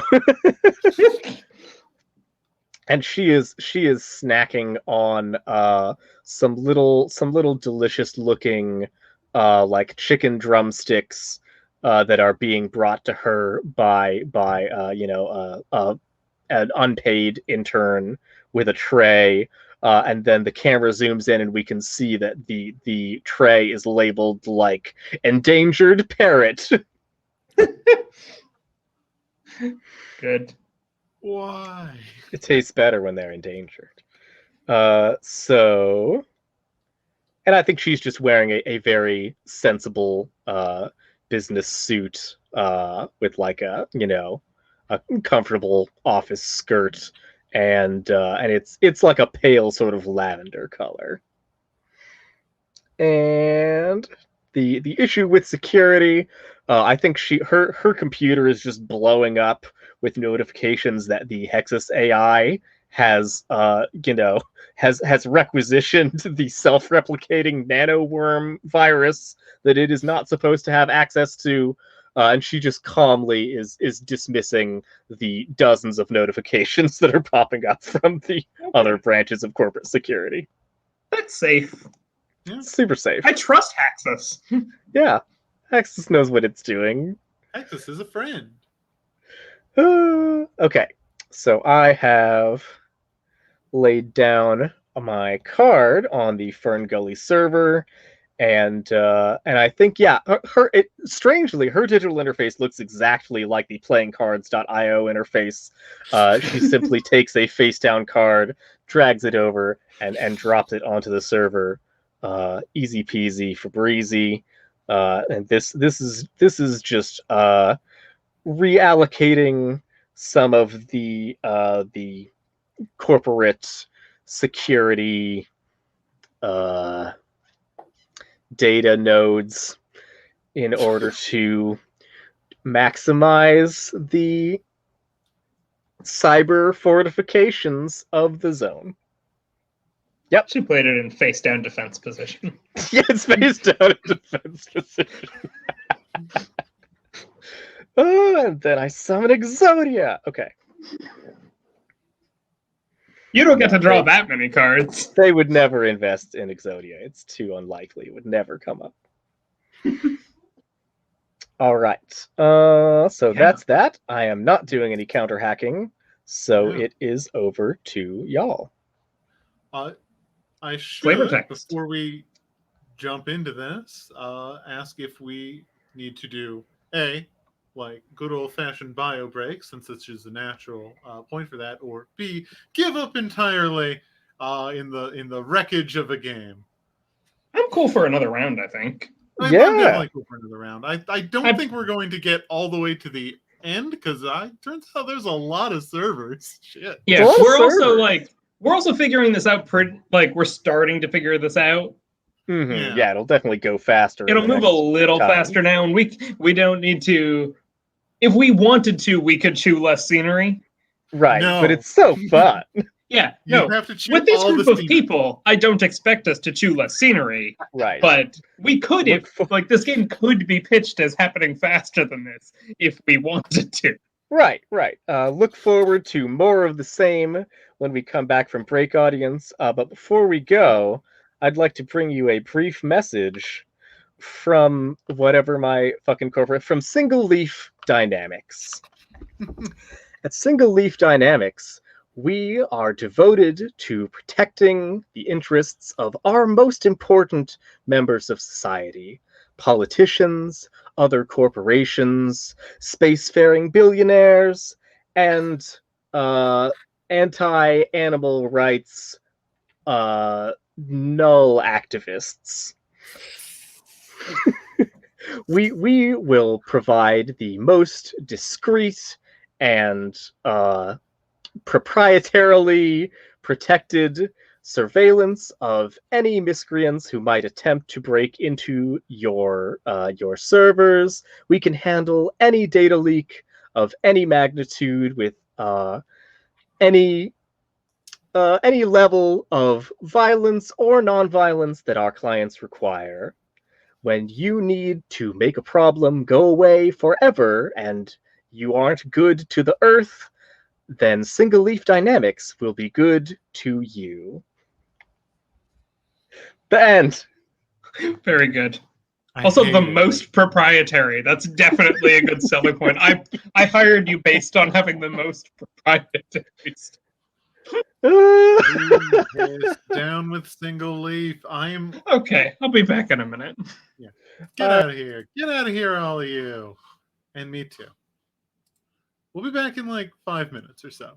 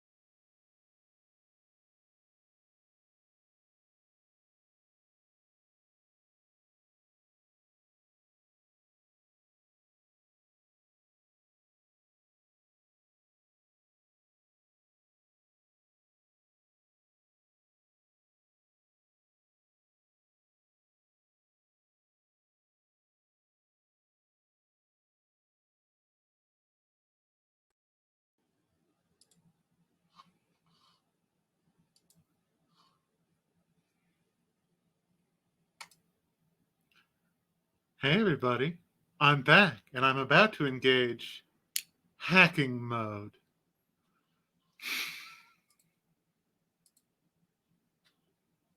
Oh boy. Hi, now I'm in hacking mode. Now I'm in regular mode. In hacking mode, can you still see your computer screen? I can see my computer screen. Weirdly, like my phone screen is just a mess. It is. I don't know what's going on with the polarization here. It is a headache to look at. That's wild, yeah. Yeah. Oh, But- right. Also, thanks to my spin room, whenever personal information is revealed, that hacker must move all their remaining dice off servers and into their ready pool. Holy Oh, shit! God. Wait, so I lose everything? I am so strong! That's overly powerful. That was an error. How about off of one server? Because that would just cascade forever, right? Like I could just always have 4 undefended servers to hit if I just kept hitting you every turn. Yeah. Yeah. So which one do We're I doing pick it or do live. you? Which one I dump? Go for it.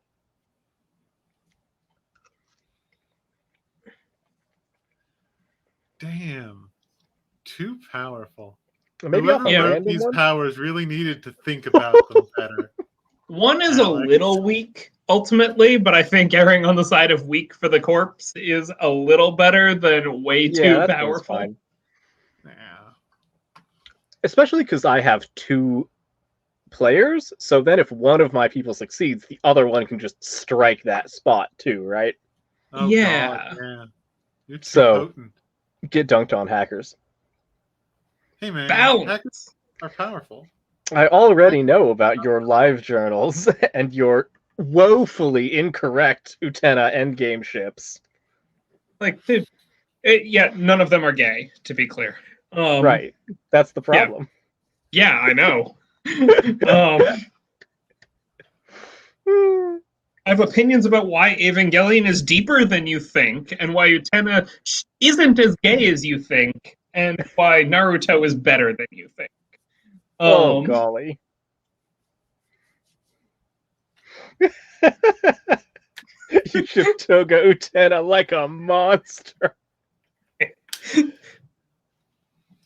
Speaking of balance, I'm not entirely sure how my antisocial, like my personal information cards only need to add up to 10.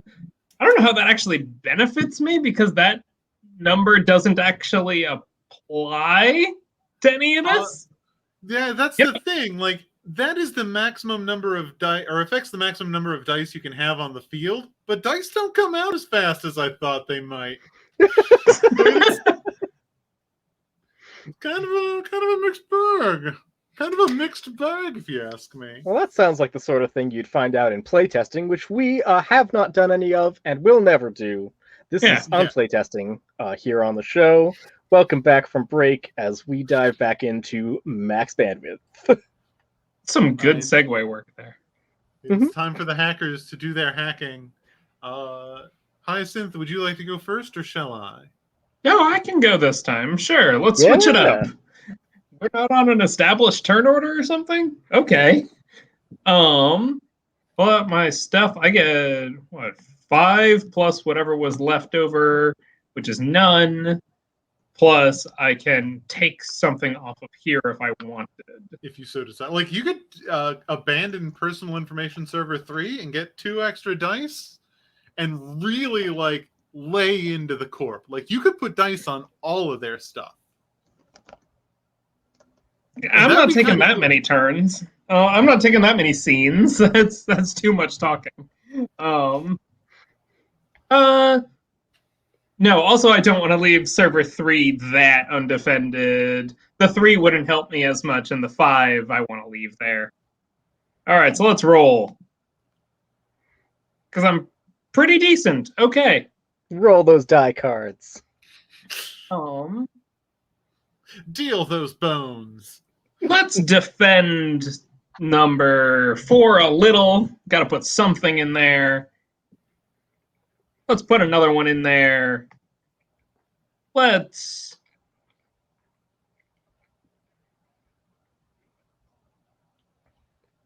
I have had enough of jungles and fire. I'm going to Antarctica. I figure maybe, like, that's pretty darn far away. Maybe I have a better odds out there of hacking as I, one moment. Oh, this generator doesn't help me. So I reroute the energy to the rear warp launcher, and I knew you were gonna get a Trek themed one. Yeah. Oh, they're all Trek themed.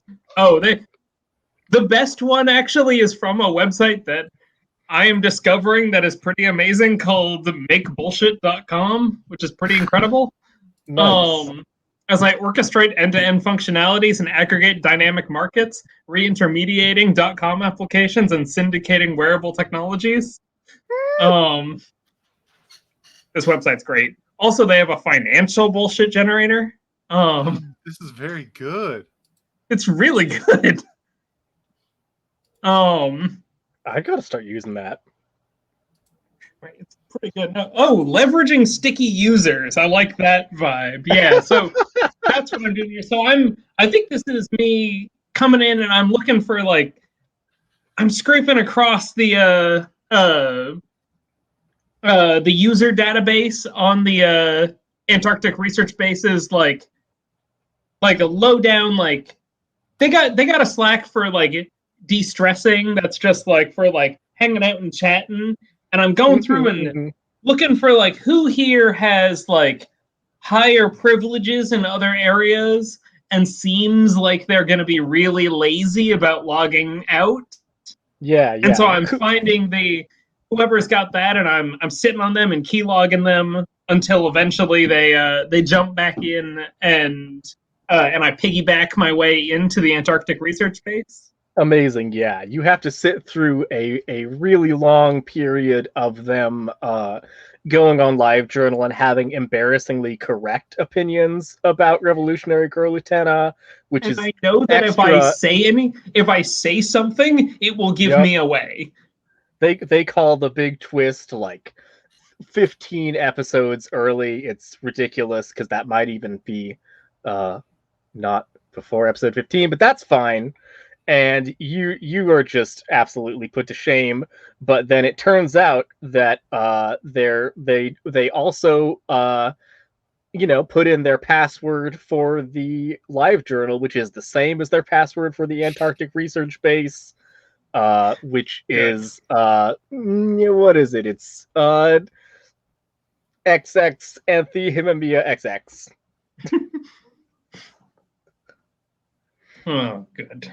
Yeah, so how well did I do here? Tell me how Great I did question. before this. I should actually reveal that. I don't know how well you did either. Oh, a queen! Oh, so I made it. Yeah. Oh, yeah, with queens zero. So zeros. you could have done it with just one die. That's Little did fine. you know. All right, so the cybersphere zone for the Antarctic research base obviously looks like the Antarctic research base from John Carpenter's The Thing. It has the husky there wagging its tail. This one does not have a gun in its mouth, though. It's just a friendly digital dog that's regular. Yeah, I logged into this regular like. It thinks I'm a regular user. It comes doesn't up mind and that licks I'm your a bong hands. person. Yeah, it sniffs curiously at the smoke emanating from actually, your you know what? eye holes. It's more upsetting than me being a bong person. I'm a bong person with, like, if you took, like, a photo of the person who I'm supposed to be, and you, like, set it as a texture over this body. Oh, that's so good. That's and it's like kind of like terrifying, but it's good around. enough for the facial rec. Yeah. So the dog definitely jumps up and puts its paws on your smooth glass chest that is just like looks like it's wearing a shirt, and kind of scrabbles a little bit, and then it licks your horrible smooth glass face textured with a human mouth on it, and sniffs at the digital bong smoke emanating from your eye holes, and then just like its eyes go like woo, and it like kind of wobbles over into the corner and turns around a couple times, like dogs do when they're going to sleep. But instead, it puts its paw on the wall, and a secret drawer slides out full of Cool Ranch Doritos and nacho cheese Doritos at the same time mixed together, and it just starts munching on them. Dogs my kind of people. Yeah. The dog's cool. What do I find here? Great question. This is server because I think I just 1, like 2, walked 3, through 4. this like digital version of this research lab, looking into each room. Like, is there a thing there? Is there like a filing cabinet I should probably rifle through? No. Actually, I recognize this place. This is totally John Carpenter's The Thing. Where did they keep the actual secrets in this place? Yeah. Oh, there's is this too gross? Yeah, that would be too gross. Like, I don't want to go too gross with The Thing references.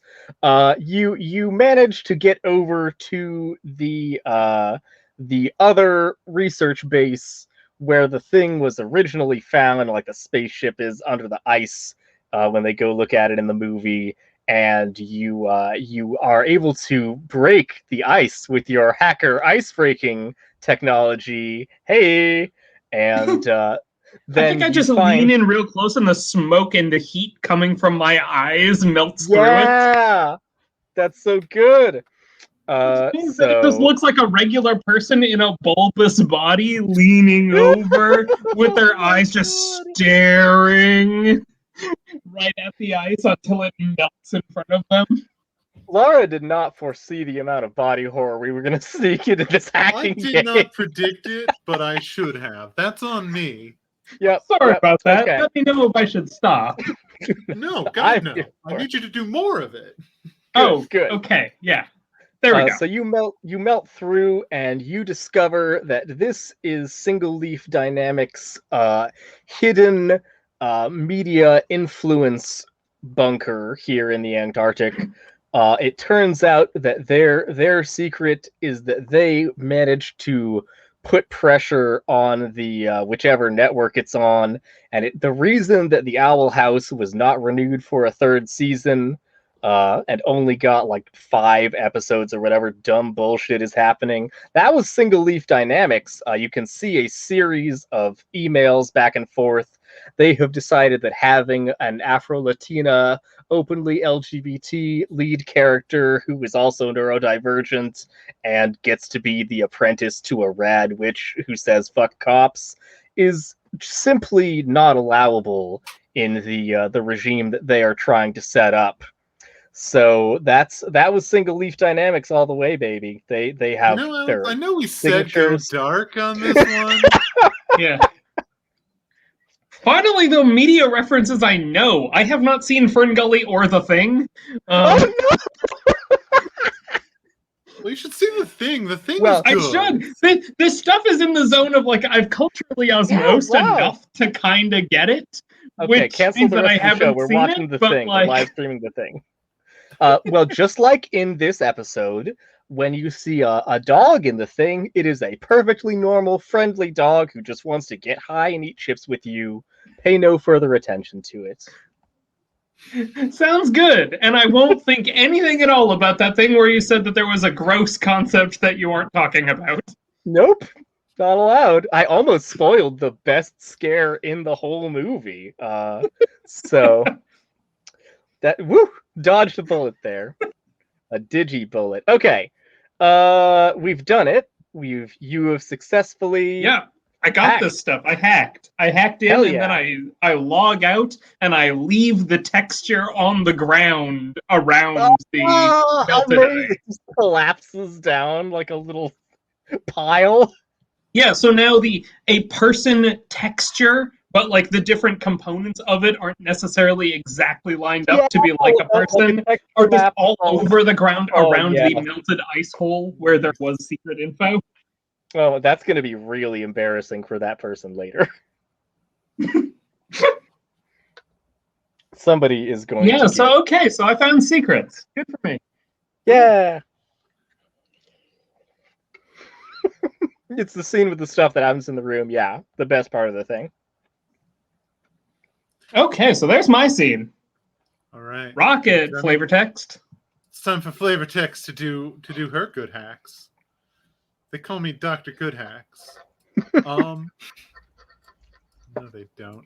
So, just so you know, Flavor Text has moved on. She has stepped out of her Dodge Charger for a moment, and she is doing her hacking at the local Starbucks, where she has gotten, the pink drink? Yeah. I don't know her. Oh, she's got 2 Trente pink drinks that she is sipping on simultaneously as she is typing frantically into The baristas her cell hated phone. you. Oh God, yeah. That's so much work. Wait, how I is she know. drinking 2 drinks while also typing? Does she have 4 arms? No, they're for in Alex. sequence, not simultaneously. This isn't a red alert Baja Blast situation. Okay. We're not parallel processing our drinks. She's doing her hacking one-handed on her phone, and then just has the pink drinks Both in her drinks other in the 2 other hands. hand. I got you. We are very different hackers. It's pretty wonderful. And also, incidentally, I am going to be abandoning some of my earlier servers. I'm pulling some of my information off of Personal Server 2 and Personal Server 3, because I feel that You're untouchable. the job that I've been, I guess, hired to do, I don't know. The job that you feel are you like hired, doing, or is this passion? The job that I am passionate about, my entire kind of online collective are passionate about. It's more important than me. It's more important than flavor text. Plus, whatever. I'll still be an influencer even if my secrets get out. So that's Nothing's more important than flavor text. Just to be clear, that's the most important part of the card. Okay. So I've got a plan here. Wait, let me just hit up this bullshit generator and see what it... Oh, I can transform some .com convergences. Nice. I recommend just hitting it several times in a row and just reading off what you're doing and turning everything into verbs, because it's really good. Well, first of all, after I've transformed those .com convergences, I synergize the information I got into a virtual infrastructure that allows me to coordinate with the greater hacking collective of which I'm a part of, allowing me to best incentivize the bleeding edge digiportals that utilize end-to-end architectures to what the fuck is a portal? To syndicate a real-time hacker platform. Yo! And I do that. This generator is really good. That's so much better than thinking it up oneself. Basically, what this allows me to do is get my grand group of hacktivist allies to drop an intense amount of hack energy across all of the available corporate servers. That's right. These cards have to be 6 or less, or you have to be 5. Yeah. No, one of them can be a 9, but for the most part, they have to be 4 or less, or you're doomed. All right. It's cool. Never tell me the odds. I will. I'm an asshole. If you haven't noticed, Hyacinth is an asshole. I'm going to hack the moon. Hacking the moon, you say? I guess if any of those are successful, that's the one that you went into personally. Yes. As you begin your hack on the moon, you see a pop-up on your computer with the Hexus Smoke AI, but it is now wearing an old-timey Soviet general's outfit and sitting behind a desk, and it says, "I'm sending my data to the one place that it won't be corrupted by environmentalism." Space! Nice! Yeah, okay, so you've been having hacks that says Tim Curry this whole time in anticipation of making that joke, right? Oh, I only thought it up like 30% of the way through, but I'm very pleased with myself. Okay, because it's really good. Please flip this. Oh, I like hurt something in my chest yelling space like that. I'll never be the same. Oh, the corpse win. You heard it here first. Yeah. Find out if I have hacked the moon. Yeah. Yeah. What's yeah. up? Tell us how this goes. Well, yeah. Super didn't hack the 10. moon. Get dunked on. How did the rest of this go? I assume that the moon cyber zone looks like a moon terrain, but it is actually set in what, Command and Conquer Red Alert? That's the one I played, so I'm pretending it's Red Alert. And there are just absolutely tons of the little Tesla coils that do the electro zappy and the pillbox bunkers, and what's the cool tank? The King Tiger, the really big tank with the 2 guns. You just get absolutely fucked up by way more units spawning than should even be possible. They're like teleporting weirdly around and shooting at your little digital avatar. What do you look little like? Pink Dodge Charger, which drove all the way to the moon. It's 10 pixels high. And then got Zerg rushed. In Command and Conquer, which is not a game with Zerg. Yeah. It happened anyway. They still got Zerglings. Oh. Well, then I accept my defeat with grace and grandeur. Yeah, and whatever the Command and Conquer you lose screen comes up, and it says, this virtual security experience brought to you by Single Leaf Dynamics. And there's a little... I'm glad it's branded. Yeah. And in the Starbucks, I'm so upset that I just knock over one of my Trente pink drinks. You're going to go and order another, aren't you? And then they're going to have to make another. Oh, yeah, you do. But just as the barista goes to ring you up and run your card, it is declined. And they're like, oh, I'm so sorry. I don't understand what it just says. And they turn the little screen around so you can see it. And there's just a laughing smoke face there. And it winks at you. And then it takes a sip of a drink. Well, then I'm gonna have 10 water cups, please. I have read some pretty good stories from Starbucks baristas on Tumblr, and this one would take the cake. They give you 10 water cups, but they are all the ones from those memes that are like, 1 large water cup, wasp, and there's a wasp in each one. Ah, beans. Ah, crumbs. Well, whatever. No. At least I killed all that security, right? That's the real point of doing the hacks. Yeah. And because I did some social engineering while I was on the moon, I happened to look down and see what the security of the Great Salt Flats is like. So everybody avert your eyes. Ooh. Oh, okay. That was a cool fact to learn. Nice. Cool. Right. So the rest of those just kind of stay on there and help boost up when we get a turn again. Yeah, they stick around. So a new card does come down for the moon, though, right? No. Not until... No, you have to spend a turn. You have to spend one of your turns defending it, right? Yeah, that's cool. In theory, what may have been smart for us to do is not go hacking right off the bat, but instead spread out our dice. You succeeded on the first shot, and that made it pretty tempting. It gave you a false sense of security. Yeah, we literally did. Yeah, false sense of security is absolutely what happened here. I blame... Also, you can go attacking what I have. We'll see how your cards draw next time. Yeah. Okay, tell me about this Salt Flats hack. right? You keep going. No, you just do one. No, You've only just No, you allocated just do the one. dice on the other ones. The rest of Alright, those okay, sit cool. there and are gonna add to the That next makes way more time that sense.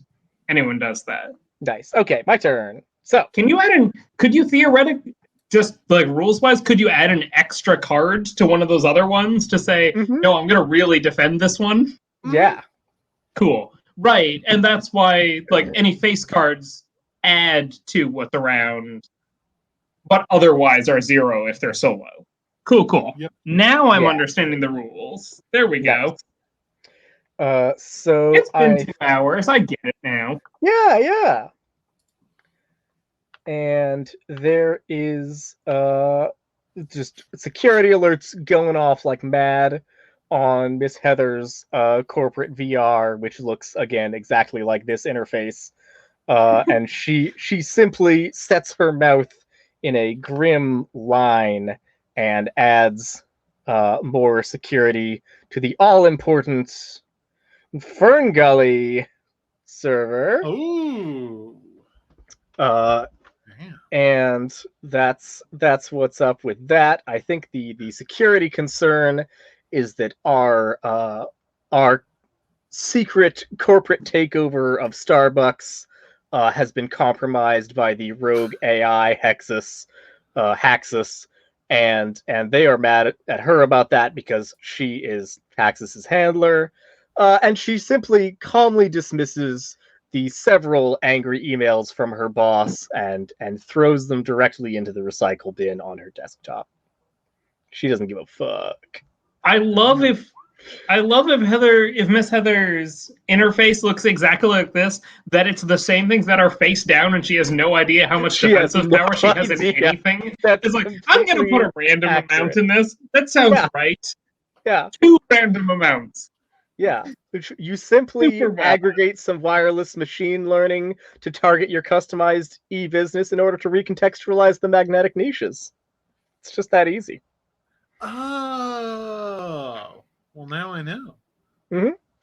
Then we're over to Haxus's turn, and it's going to continue to go on the offensive. Oh, right. I'm supposed to draw more cards at some points, right? Like on one your card per turn. You draw one card and play one. You also get an extra card whenever we set off an alarm, which we haven't. Yeah, I've been forgetting to draw more cards. Okay, cool. That's cool. You're too powerful already. I'm not going to remind you. Pretty fair, yeah. You can't look at them until after you play them. Does it really matter? Oh, I can't. Wait, can I not look at any of them? You can look at the ones that are in your hand. You can't look Yeah. at Oh. Yeah, I can look at those. Oh, okay. So you do know how much defense power you're adding to things. No. Wait, yes? No, I just added that one. Like the one you just added to Fern Gully, you could totally have looked at. That came from your hand. But you have no idea how much is on Central Park or the Great Salt Flats. But Yeah, not the ones that were like played by default. And you don't know. Yeah. Yeah. And I didn't add that one from my hand. I just drew it and added it on there, which probably wasn't right. Yeah. But I also forgot to draw cards earlier, so I guess it Yeah, counts. you could have looked at it if you I could have wanted. looked at it if I wanted to. All right. Miss Heather doesn't play those kinds of games. Yeah. Hax's turn. It is busting right for personal information server 1, and busting makes it feel good. What? So Why did you we're go gonna for the not undefended ones? Yeah, what's up, punks? Oh, Yomi. beans. So Haxus is hacking into this server after developing a taste for you and your taste in pink drinks. The digital avatar is still sipping on. It now has a quarente size drink, bigger than is possible for humans, but consumable by AI. Okay. Well, welcome to personal information server number 1. How do I even know that you're able to get in there? That's my question. I have a great Tumblr story about a person who Starbucks barista who encountered a customer who ordered a venti cup full of espresso shots. It was It was like plus 20. It was like a quadruple plus 20 shots. It's a stunning page, and this is like that level of horror of like, no person drinks this. That's not human. This is like an eldritch entity. That's so good. I love that.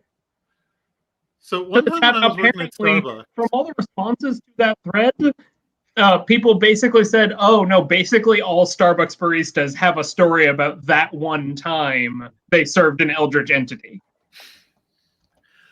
One time when I was working at Starbucks, we got a new employee, and Bo was his name, decided that whenever he made a drink wrong and he couldn't give it to a customer, that's a free drink for him, right? So he's going to drink them. That's how that works. That's how that works. So he would. And he didn't make wrong drinks on purpose, but he was new, so he would screw up things. Uh-huh. And then, after a couple hours, he started screwing up things more often. His hands were all jittery or something. And he wasn't very focused. And then at one point he was like, "Hey, I don't feel well. My chest feels bad. I need to go sit down." And so we took him to the back room and we sat him down. We're like, "Hey, buddy, how many drinks have you, how many shots of espresso have you had today?" And he did the math and he was like, 17.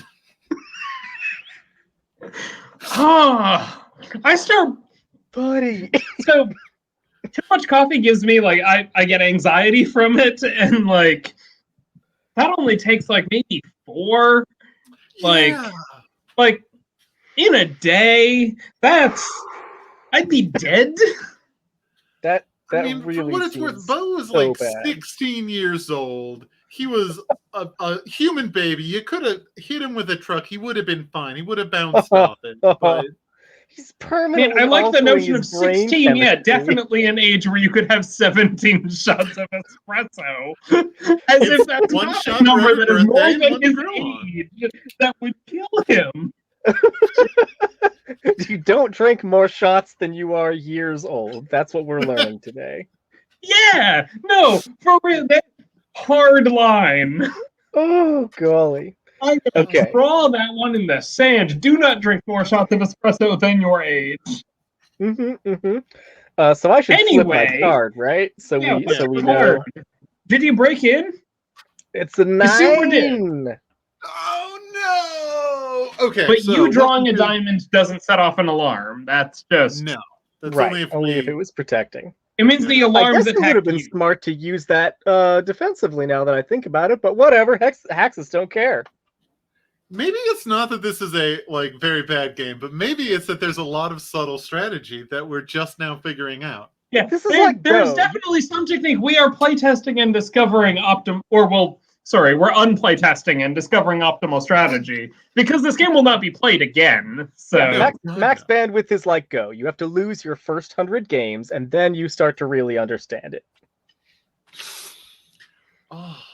So, personal server number 1 takes the form of it is, you know what it is? It's an art school. Ooh. I mean, what you are actually doing is you are breaking into a server at an art school where you happen to know that Flavor Text attended briefly in the late 90s. Mm-hmm. I'm presuming it is the early aughts. I don't think we have established the year of max bandwidth, but let's not. We've established an environmental death company who is definitely more further along on the environmental death than we are right now. So let's not establish. Which is saying a lot. They smoked a redwood. It is an art school server, which of course takes the form of an art school. It's the Minneapolis Institute of Basic Arts, MIBA. Go MIBAs! Around which Flavortext has established a bright pink geodesic dome, kind of a Tacoma dome, about the entire server, to protect it from any kind of casual interloping from outside school grounds. How does Haxus break through? Ooh, good question. I think that Haxus... It's the Tacoma Dome. There's doors.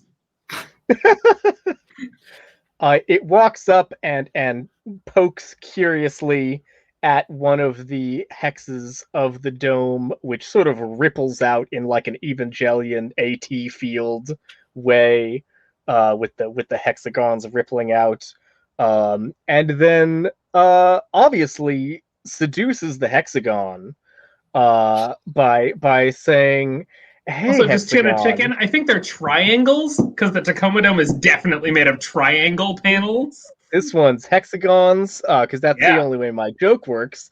'Cause it says, Good. "Hey, we're just the same, you and Oh, I. You're a hexagon, I'm a hexus, and we have so much in common. Why don't we get to know each other?"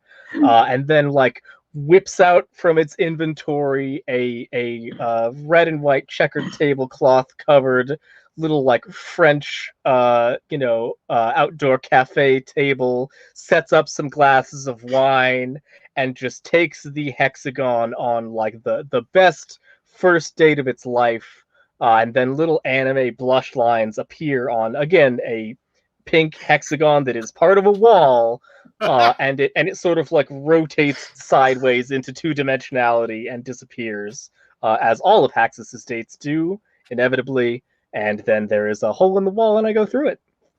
And of course, you are able to make your way to the administration building, unimpeded any further, to the central kind of filing cabinet within which all the information is kept.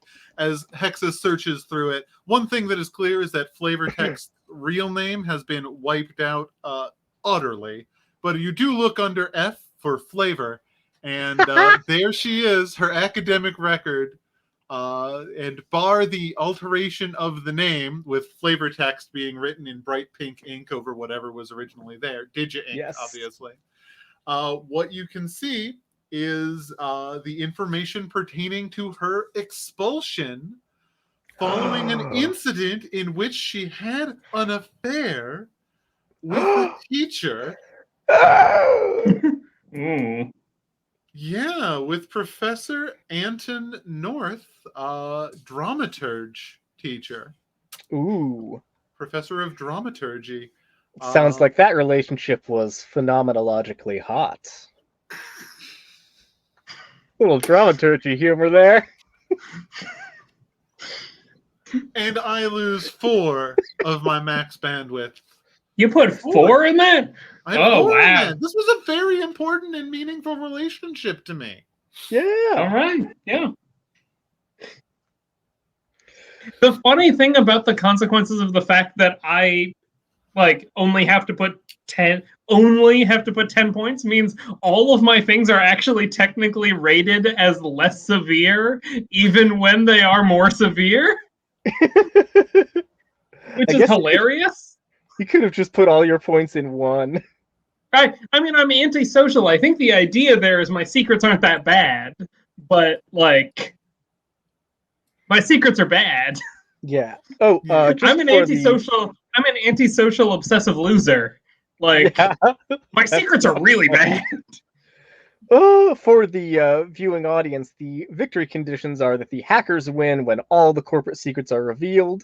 The corp wins if all of the personal info is revealed, or if the hackers go 3 turns in a row without revealing a corporate secret, at which point the misdeeds are old enough that they won't make a dent in the news cycle. No matter how many redwoods we have turned into giant cigarettes. Is that 3 individual turns or 3 rounds? It's gotta be 3 rounds. Yeah. Okay. Anyway, so that was Hexus, so now it goes back to us, right? Yeah. Did I do a turn for? Yeah, I did. Yeah, you started with Heather first. Yeah, go. Do you want to move the top Fern Gully card slightly lower so we can see that there's 2? Zoop. For clarity's sake, there's nothing protecting the moon. We could just straight up strike the moon and put all of our dice elsewhere. If you roll a 1, put it in the moon and break into the moon. Yeah. But my other special ability, Spin Room, goes off. Whenever personal information is revealed, that hacker must move all of their remaining dice off servers and into their ready pool. And we decided it was just one server, but you only got one left. Well, I could also move them off of the corporate servers. True, Yeah. you could save the one on personal server 4 and take some and remove all of the ones on one of the I'm keeping the ones on the corporate servers. I'm going down swinging. Nice. It's going to take several turns for them to knock through all of your secrets. Right. Yeah. And if that's the rough one, you're okay. All right. Do you want to go first, or do you want me to do this time? I'll go first. Why not? Because I'm definitely going to hack Central Park because I definitely have enough to take it. Nice. Yeah, attack back. So And draw let's 5. say this will probably be our last 3 rounds. Oh yeah, Yeah, I think so. that's 4. You got one more.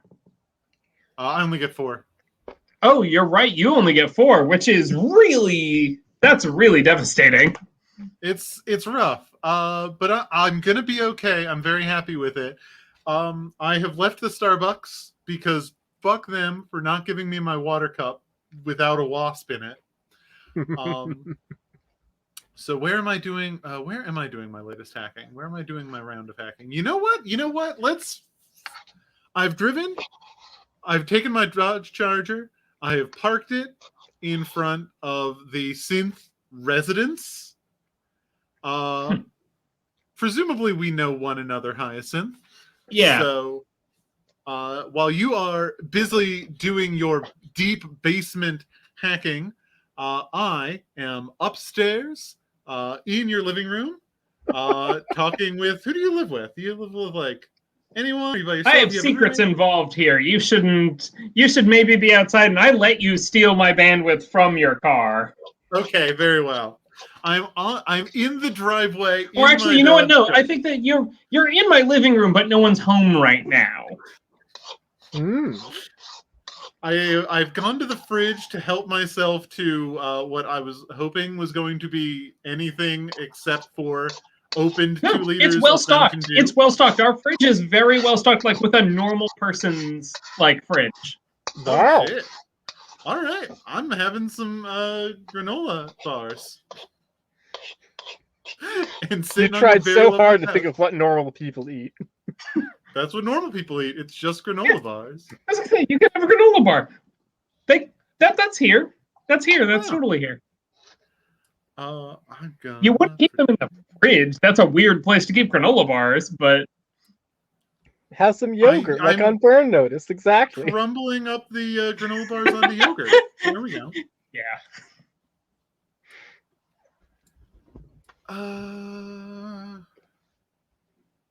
Okay. Continue the attack. Wait, I have to... What have I done here? I've monetized my 1-to-1 portals to deploy some global action items, which involve real-time web readiness. This generator is so good. A chain. So this is like in the game text now. You just have to use the original bullshit generator. Yeah, the www.makebullshit.com tech generator. All right, here's my question. Having dropped my digibullshit, do I want to tackle Central Park, which I can, or do I want to return to the moon, which is undefended? That's up to you. Take a risk or take the easy win. You were the one who started the moon. Do you want to finish it, or do you want someone else to go for it? I kind of want to finish it. Do it. Take on the moon. That could be the secret. And adding the one to Fern Gully could be a fake out. It could be. That could have been a trick. All right. I text with you, like I'm in like a IRC chat with you, and I do not talk to you even though you are upstairs. You are not allowed. The door is locked. You haven't seen my basement. I shout down, "Hey, Hyacinth, can I have some of your grapes?" And I text back, "Of course, yes, take whatever you want." All right. So I take a big old handful of grapes, I shove them in my mouth, and then I type moon on my PC and hit enter. to hack the moon. And there's nothing there. Yep, There's nothing there's there. no Like, ice it's like no protecting the moon defense. at You all. tell me, Alex. Tell me Yeah. what is there. So what is there is it is once again a Command and Conquer Red Alert cyber zone, but this time you have come in around the back of all of Haxus's defenses. There's the little trucks that are going out and gathering crystals or whatever it is in that game. all of its harmless Tiberium. resource gatherers, Tiberium gathering trucks are just ripe for the picking to I destroy. also haven't played any the Command and Conquer games. It's a hell of a thing that I know that. But Wow, yeah, amazing. All right. Yeah, okay. So my digital avatar flies to your moon base in my pink Dodge Charger. Big stream of pink light coming behind it, obviously. Mm-hmm.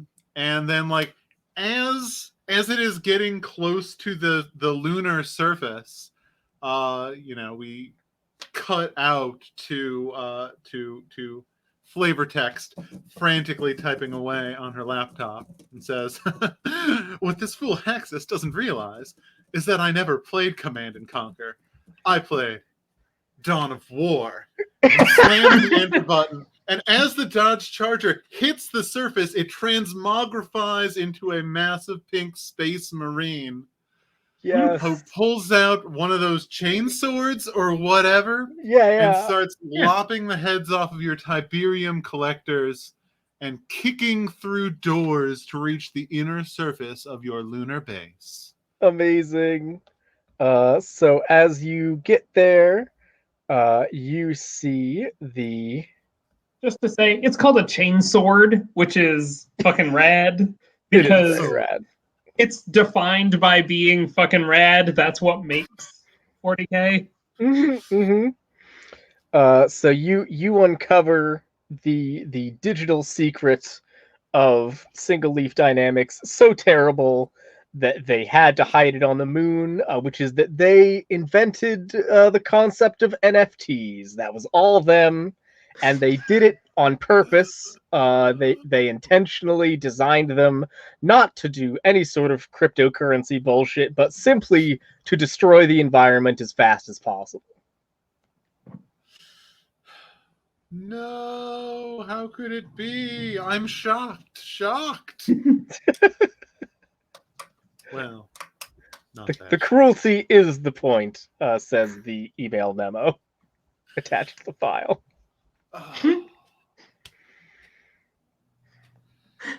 Yikes. Well, and turn? that's that. Oh no, because you have triggered my engineered backlash. Oh yeah. Fools, you revealed my corporate secret, and now you have to remove some amount of dice from servers, whatever we came up with earlier. all hackers... Wait, all hackers? Yeah, 10 dice is so strong. I think 5 what we dice agreed for was me. that it's 5 between the two of us. 5 between the two of you seems Okay. more right, balanced okay. at this point. Let me sacrifice 2 here. There's 1, 2.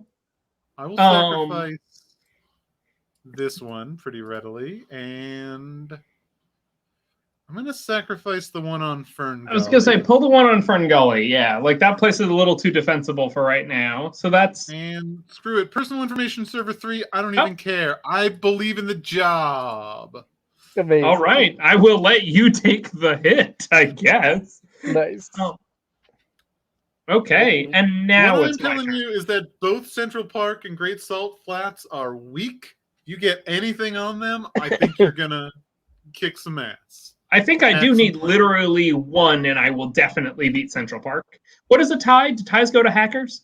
Ties do not. Ties go to corpse. Okay, so I need 2, which means that, yeah, okay. If I had 5 1s, I would die. So, yeah. So, There's that. There's only one card, which means that, yeah, 10 is the maximum it can be. Mm-hmm.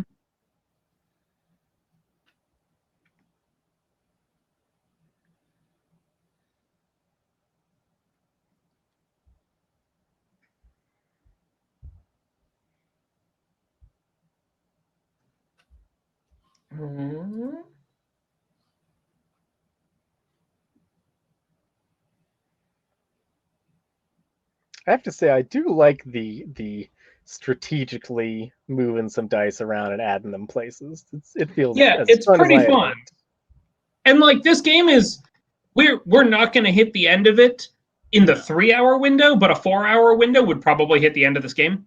Yeah, just honestly surprising given how much we've been vamping it up. Yeah. Okay, so I got mine, and I'm attacking. Actually, I have an equal amount of whether I attack the Great Salt Flats or Central Park. I'm going to attack Central Park. I'm going to set Central Park ablaze. Nice. Yes. 420. As from my basement, I think I like it go up the steps and I turn the deadbolt on the door to like there was already a little chain lock to the regular part of the house, and I turned the deadbolt that I've had installed, knowing that flavor text is upstairs. Amazing. As I go back down and I sit down and I crack open a new Mountain Dew, and then I mesh the distributed relationships by embracing sticky convergence, thereby facilitating sticky supply chains and benchmarking the vertical content. What the fuck does any of that mean? What it means is that I jumped into the Central Park server, which like, I mean, Central Park is known. That's pretty around. I go by like, what the heck is Central Park's actual website? centralparknyc.org, and I go and I'm accessing their site maps, and I'm finding the login page, and I'm signing their web. What were those things called? Like logbooks on super old websites. Guest logs? Yeah. Oh yeah, I signed the guest book. The guest book. This isn't a GeoCities site. This is a modern. This is Central Park's. Oh no, that's totally great. I find Central Park's GeoCities from back in the day. Like this is an old version of the Central Park website that for some reason they forgot to disentangle one of the like access points, and I go in via the like Parks of America web ring. Yeah, the username is like Central Park admin, and the password is like I love NY. No, it's I less than 3 NY. Oh my god. The most secure. So I got a special character. There's a number. This is the NY are capitalized. This is a high level password with not enough characters. Except I'm in because it's super predictable. I got it on like my first shot. Yeah. And there's like shitty. I think I tried it with lower cases and then I tried it with upper cases. And this shouldn't have logged in. Any sane webmaster would have removed this access point, and yet this one is still accessing here. So yeah, let's see how this goes. Central Park, I got 11 between flavor text and me. Well, I don't know how much I have, but it turns out that it is 8, but it's a diamond. Yep, but on the... Okay, so it's a diamond, which means that I guess an alarm goes off, but also we definitely have enough to find whatever's under here. Oh, yeah, absolutely. So I will draw 2 cards. Yeah, they totally forgot the access point was there, because who the heck is trying to access Central Park? Yep. Who thought there was a thing in here? Why would you need to do that unless some sort of nefarious anti-eco media conglomerate was hiding secret data servers on your public park website? I feel like maybe I saw that in the Antarctic one. Like the Antarctic one's secrets were super complex, but like I saw a reference to the Central Park project. Oh, that's so good, yeah. And definitely there was a page that just because this one, the Cyber Zone, is simply your web browser. It's too low tech to have anything better. But there is a under construction sign with like a little construction worker digging. But the GIF that it's doing like loops kind of weirdly. Like every like third time that it does the little shovel motion, like it flips around and is like mirrored and going the other way. And you notice that and like click on it, and then the whole website like flips around and is backwards, and all of the stuff that's like save our parks is like burn parks down. The stuff that's like donate to our local park fund is like steal money from parks. Oh boy, good. I found the secret. I found the Eco Destroyers version of this website. Yes, this is the mirror web. I have access to the mirror web. I think I yell out such that flavor text can even kind of hear me. Like, I wasn't yelling to you, but I'm so loud and obnoxious about it that you can hear me. I've hacked the mirror web! Yeah! And I've never heard your voice before in my life, so I'm like, is that a duck? Who was that? Is there a loose duck in Hyacinth's house?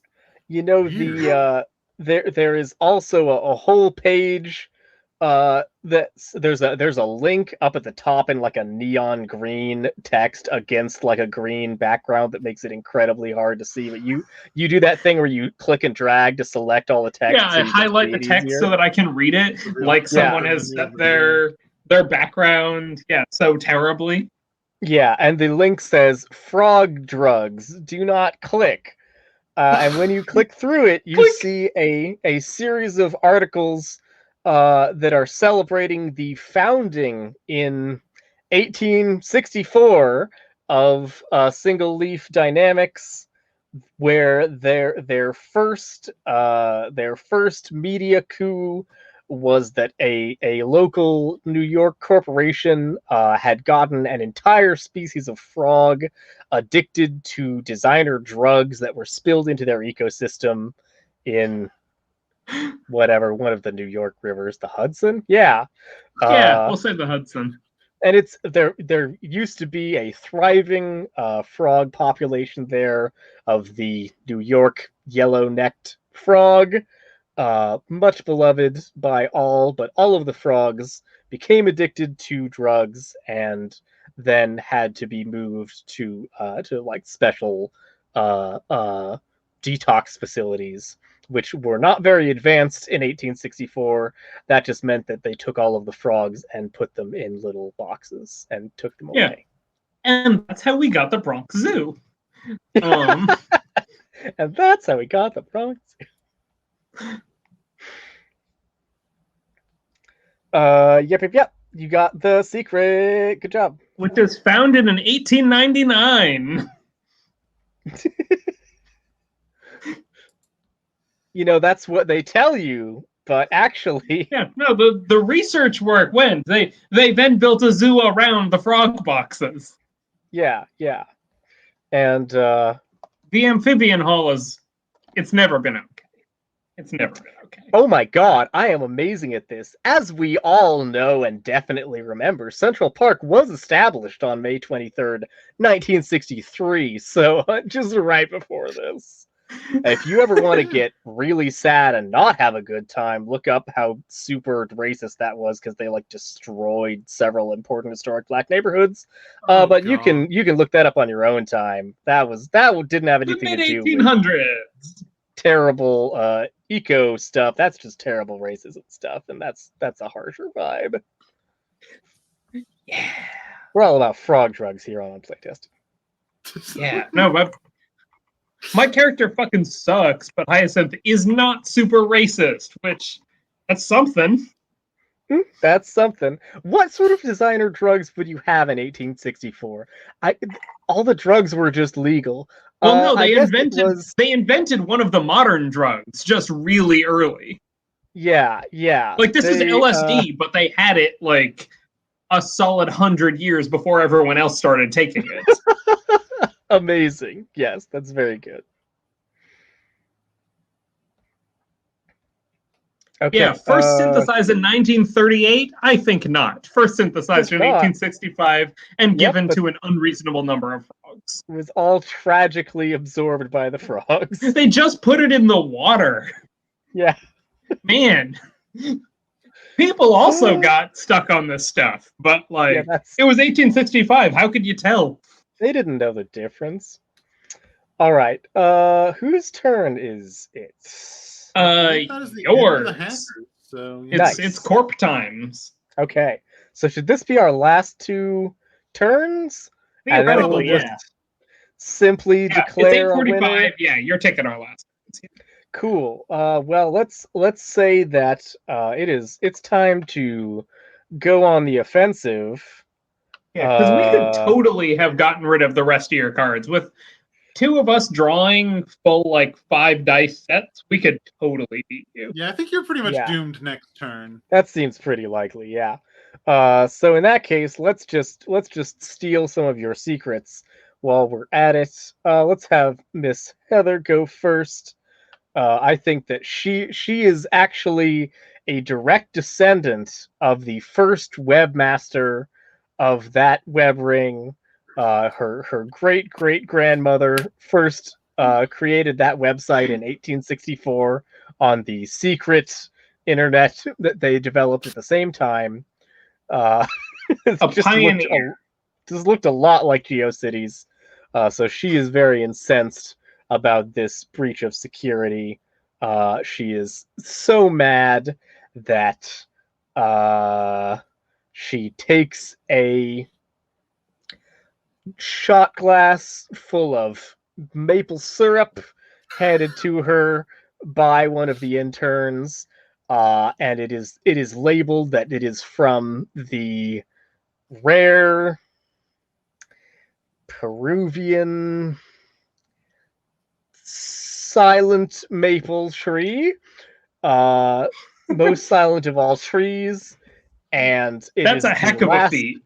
Yeah, the last Even syrup, when the leaves rustle, there's Don't nothing. shut up. nothing. Yep, the last syrup that has ever been tapped from the last tree. It's And on then they its chopped way. it down to make sure no one else could have any. Yeah, clearly, like in the Lorax, and and it was on its way to be drunk by the CEO of Single Leaf, but she just snags it without even looking. She's still wearing her VR headset and tries to just down it, but she completely forgets that she is wearing a Ghost in the Shell ass cyber headset incorporating her entire head. So it just smashes the glass and the syrup all over the front of her VR rig. It's fine. That's about as fine as this was gonna be. She went to drink maple syrup straight. Yep. Okay. This is about as good. It wasn't gonna be good. Really all you can hope for. And she finally shows a human emotion for the first time as just one corner of her mouth quirks down just slightly, but the camera zooms in on it very dramatically like an anime with lines, and then she pushes the button on her interface that flips over a card, and it's a 6. I like that I'm the one that attacks Central Park and she can't help but attack flavor text. Yeah. I also think that sounds great because I think that you attack my house's internet. You make it all the way to my house and you hit the wrong computer in there. That's so good. It just goes to the first computer it finds, and yours is on the higher up floor. And as we all know, the internet goes from top to bottom, so it hits there first. As we all know. So I think in a fascinating example of synchronicity, as Miss Heather is doing this, flavor text is in Hyacinth's kitchen, and she herself, because she didn't get a third Trente pink drink, she is going for the next best thing, which is a cup full of Aunt Jemima's pancake syrup, just glugging it out. And then she's going to put half a strawberry in there, and that is what makes it a pink drink. Nice. When suddenly she hears a chirp from her laptop, and she just dives across the room. I like you. Yeah, you're diving across like the kitchen island, like you're halfway across, rotating your computer while you're like stretched out over the island. I'm not letting go of my maple syrup. No. The strawberry is like washing against the side of the thing in slow motion. You don't know if it's gonna fall out or not. I like that, like, you, in order to make it a little bit more drink-like, you did take out my blender and you blended one strawberry. That's what makes it a pink drink. You blended one half strawberry, the other half is the garnish. Yeah. Obvious. Stands to reason. Which means you also dirtied a knife in the process. Thanks. You just gotta hold it down into the whirling blade. Also, because I put the strawberry in a bowl to take it out of the fridge to the blender. Oh, I love it. Anyway, I desperately start slamming on my laptop to try and engineer some countermeasures as I realize that you are hacking into my medical records. Dun dun dun. And so in the cyber sphere, we are in a doctor's office. It is small, it is cramped, there is but one table, and there is a digidoctor there. And the way the digidoctor is set up is it'll answer, it'll say anything to anyone. And I put my digital avatar, which is, again is a pink Dodge Charger, in the room, and there's room for very little else in there. And I grab the digital doctor and I yank him into the Dodge Charger in the hope of a last-minute protection, which I know will not work. How are you able to circumvent my methods? Yeah. So I think this is the first time we're seeing Miss Heather's digital avatar. I think it is just a featureless cube. That is the same pale lavender color as her outfit, and it simply zooms around smoothly as though it has no clip on.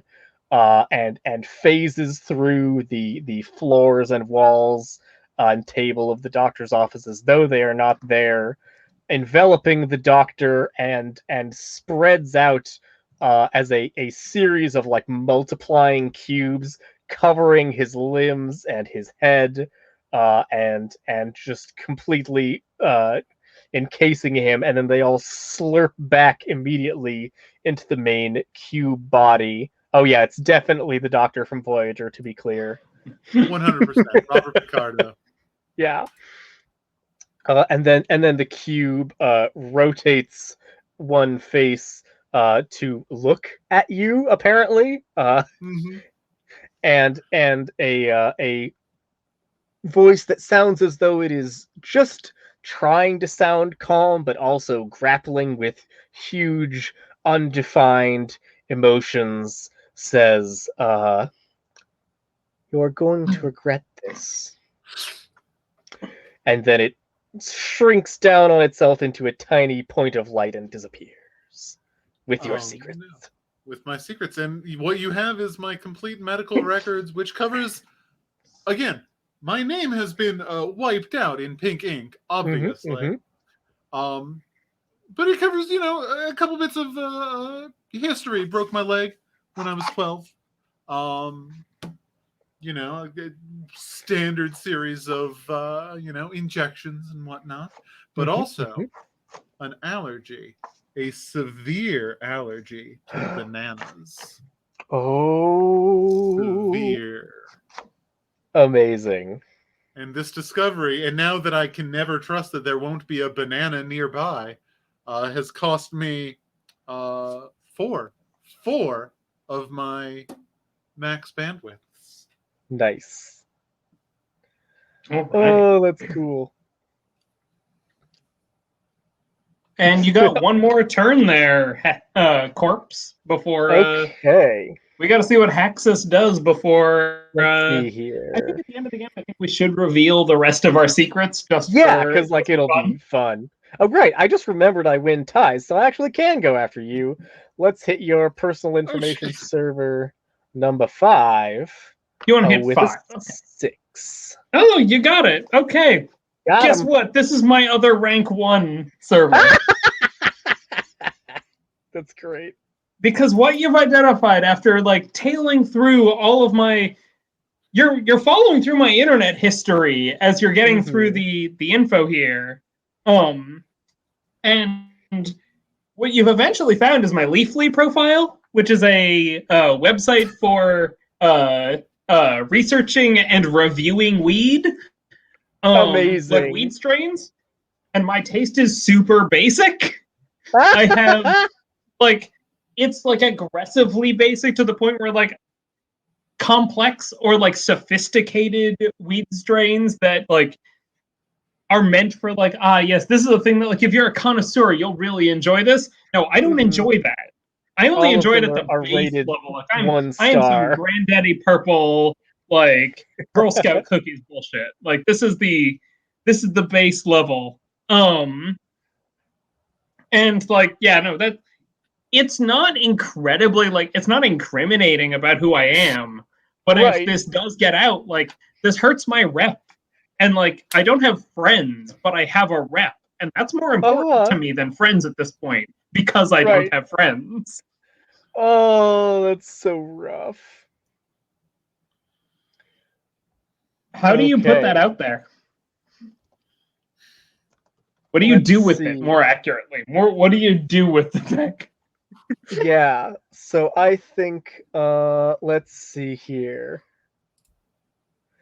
The clearly Haxus was just piggybacking on Miss Heather's signal, and even in the physical world we see a arc of horrible dark lightning wreathed in smoke zaps from the computer of what's your handle again, Lara? Flavor text?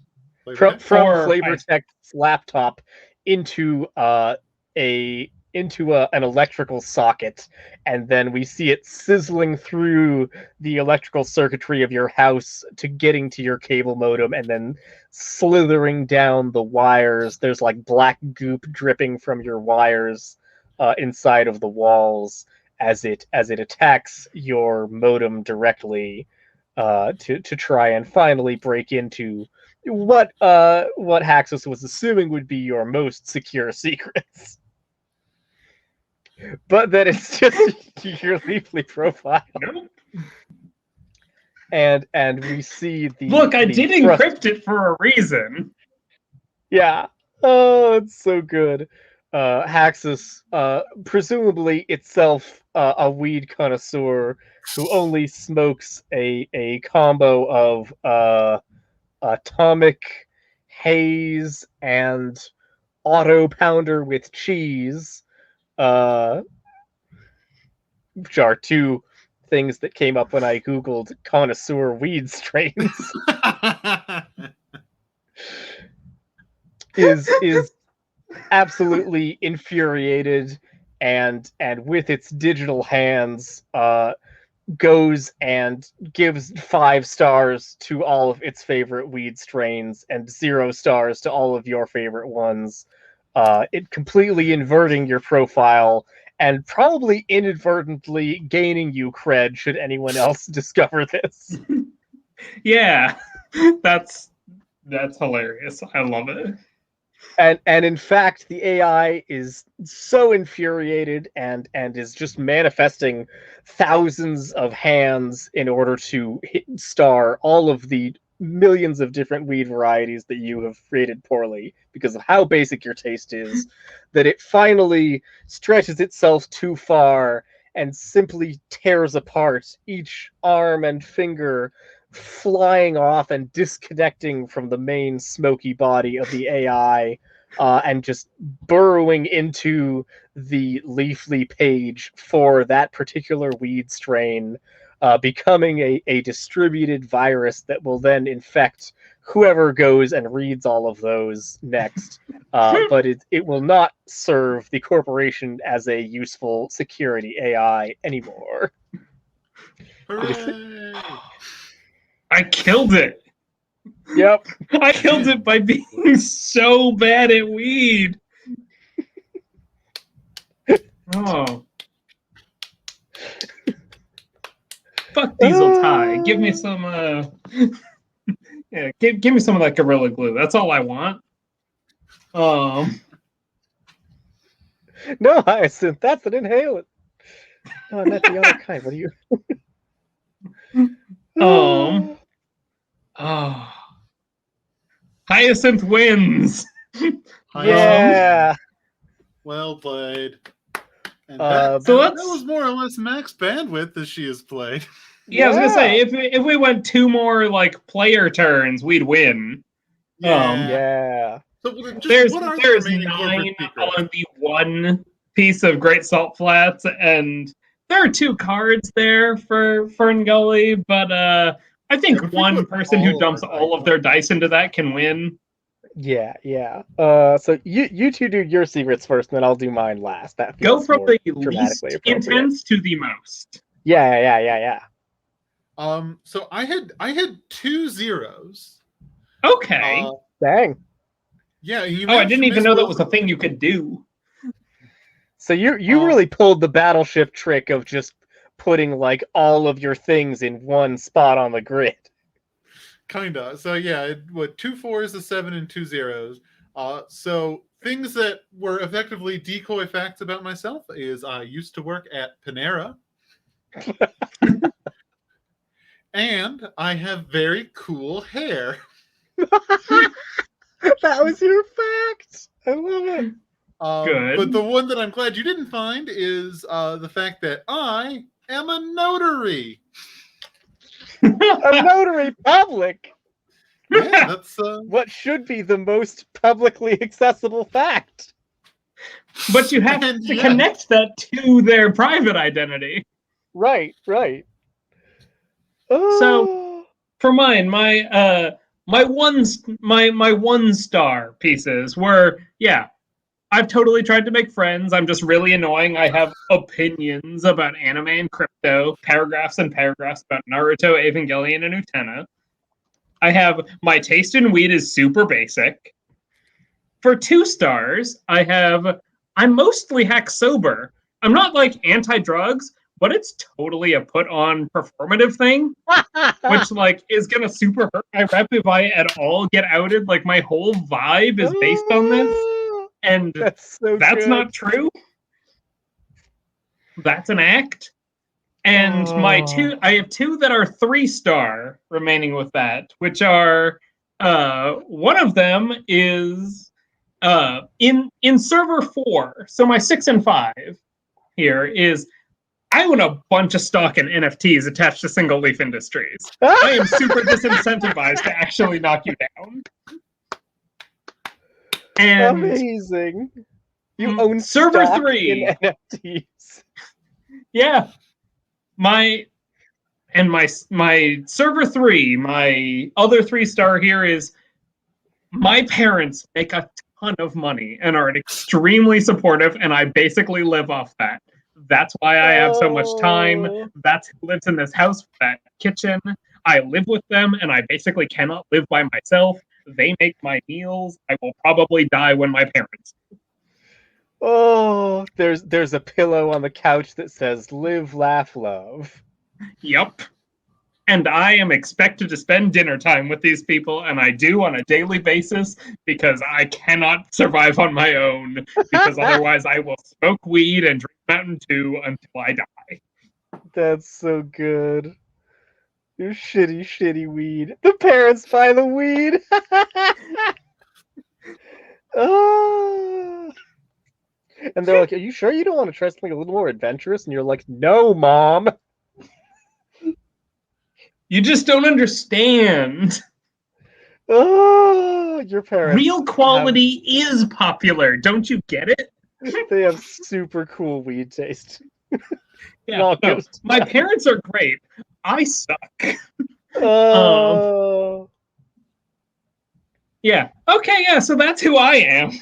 Nice. All right. That's me, and you could ruin me online with basically any of that information. Um, Okay. So my last is that all your stuff? yeah, that's all my stuff. Cool.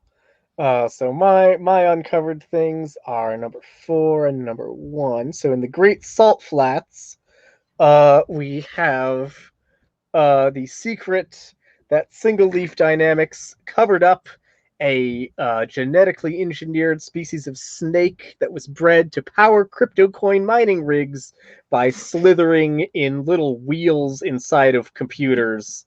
Uh, I guess it's a heat resistant snake because it gets real hot in the computers.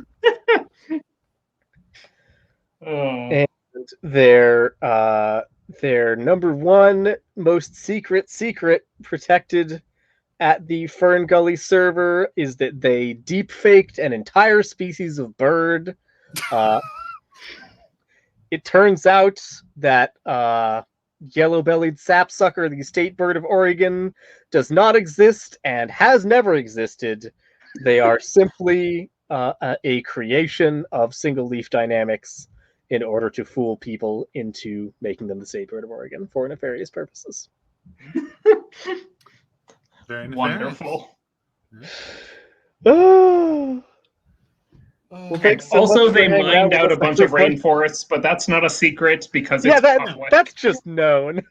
Yeah, we know they did it, and that's what really should stop them. And yet, birds. Yep. Okay.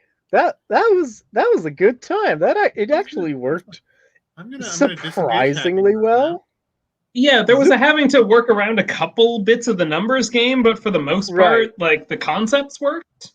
Yeah, this is one that I think could benefit a lot from a playtest to get the numbers right. Yeah, 1 or 2 playtests, and like the numbers of this are pretty much dialed in, and you are good with this like 3-page game. Yeah. It's tragic that we are those never numbers a going to little. play test it, though. That's the point. That's fine. Unless Yeah, you could edit it now and put it. No, you won't. That's not how this podcast works. that's exactly how it doesn't work, except when it does, because you, Put dear it on the viewers, product page that Patreon. maybe watch out for the numbers, but otherwise solid. Post, yes. yeah, post stream notes.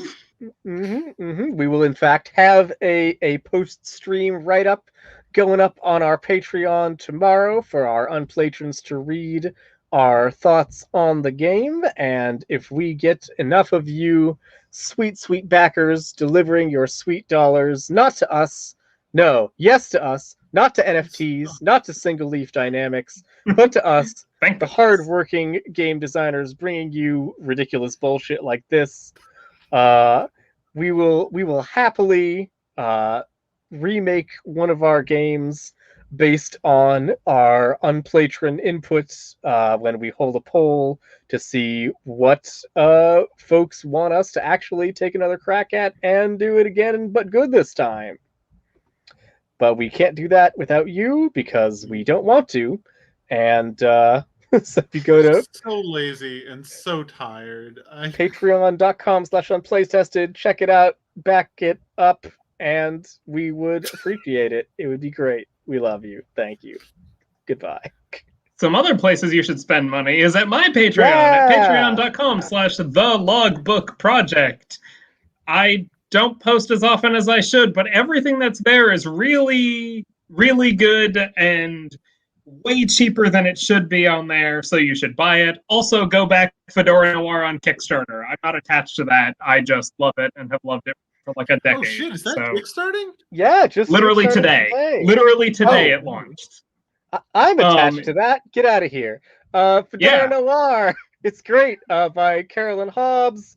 Absolutely wonderful game where you play a classic noir setup with a twist. One player is the detective, another player is the detective's hat, and other players are things like the femme fatale and the old friend and stuff like that. You have all these great tropey characters, but the hat is the only one who cares about solving the mystery at all. The detective is just there to like drink and smoke and get into fist fights And the hat gets to you when you play it in person. You use an actual hat if you have one, and the detective is like putting it on and taking it off to signify when the hat is in control or not.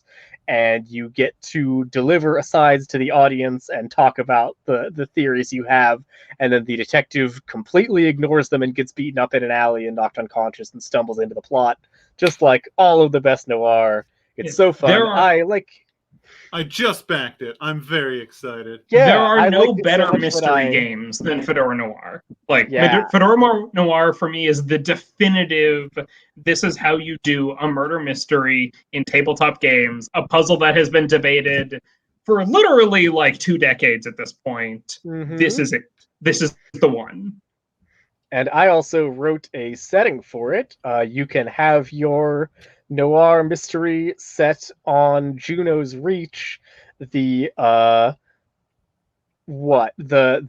sci-fi-ish noir setting set on Europa, the ice moon of Jupiter, and also under its ice in the liquid oceans that happen to be there.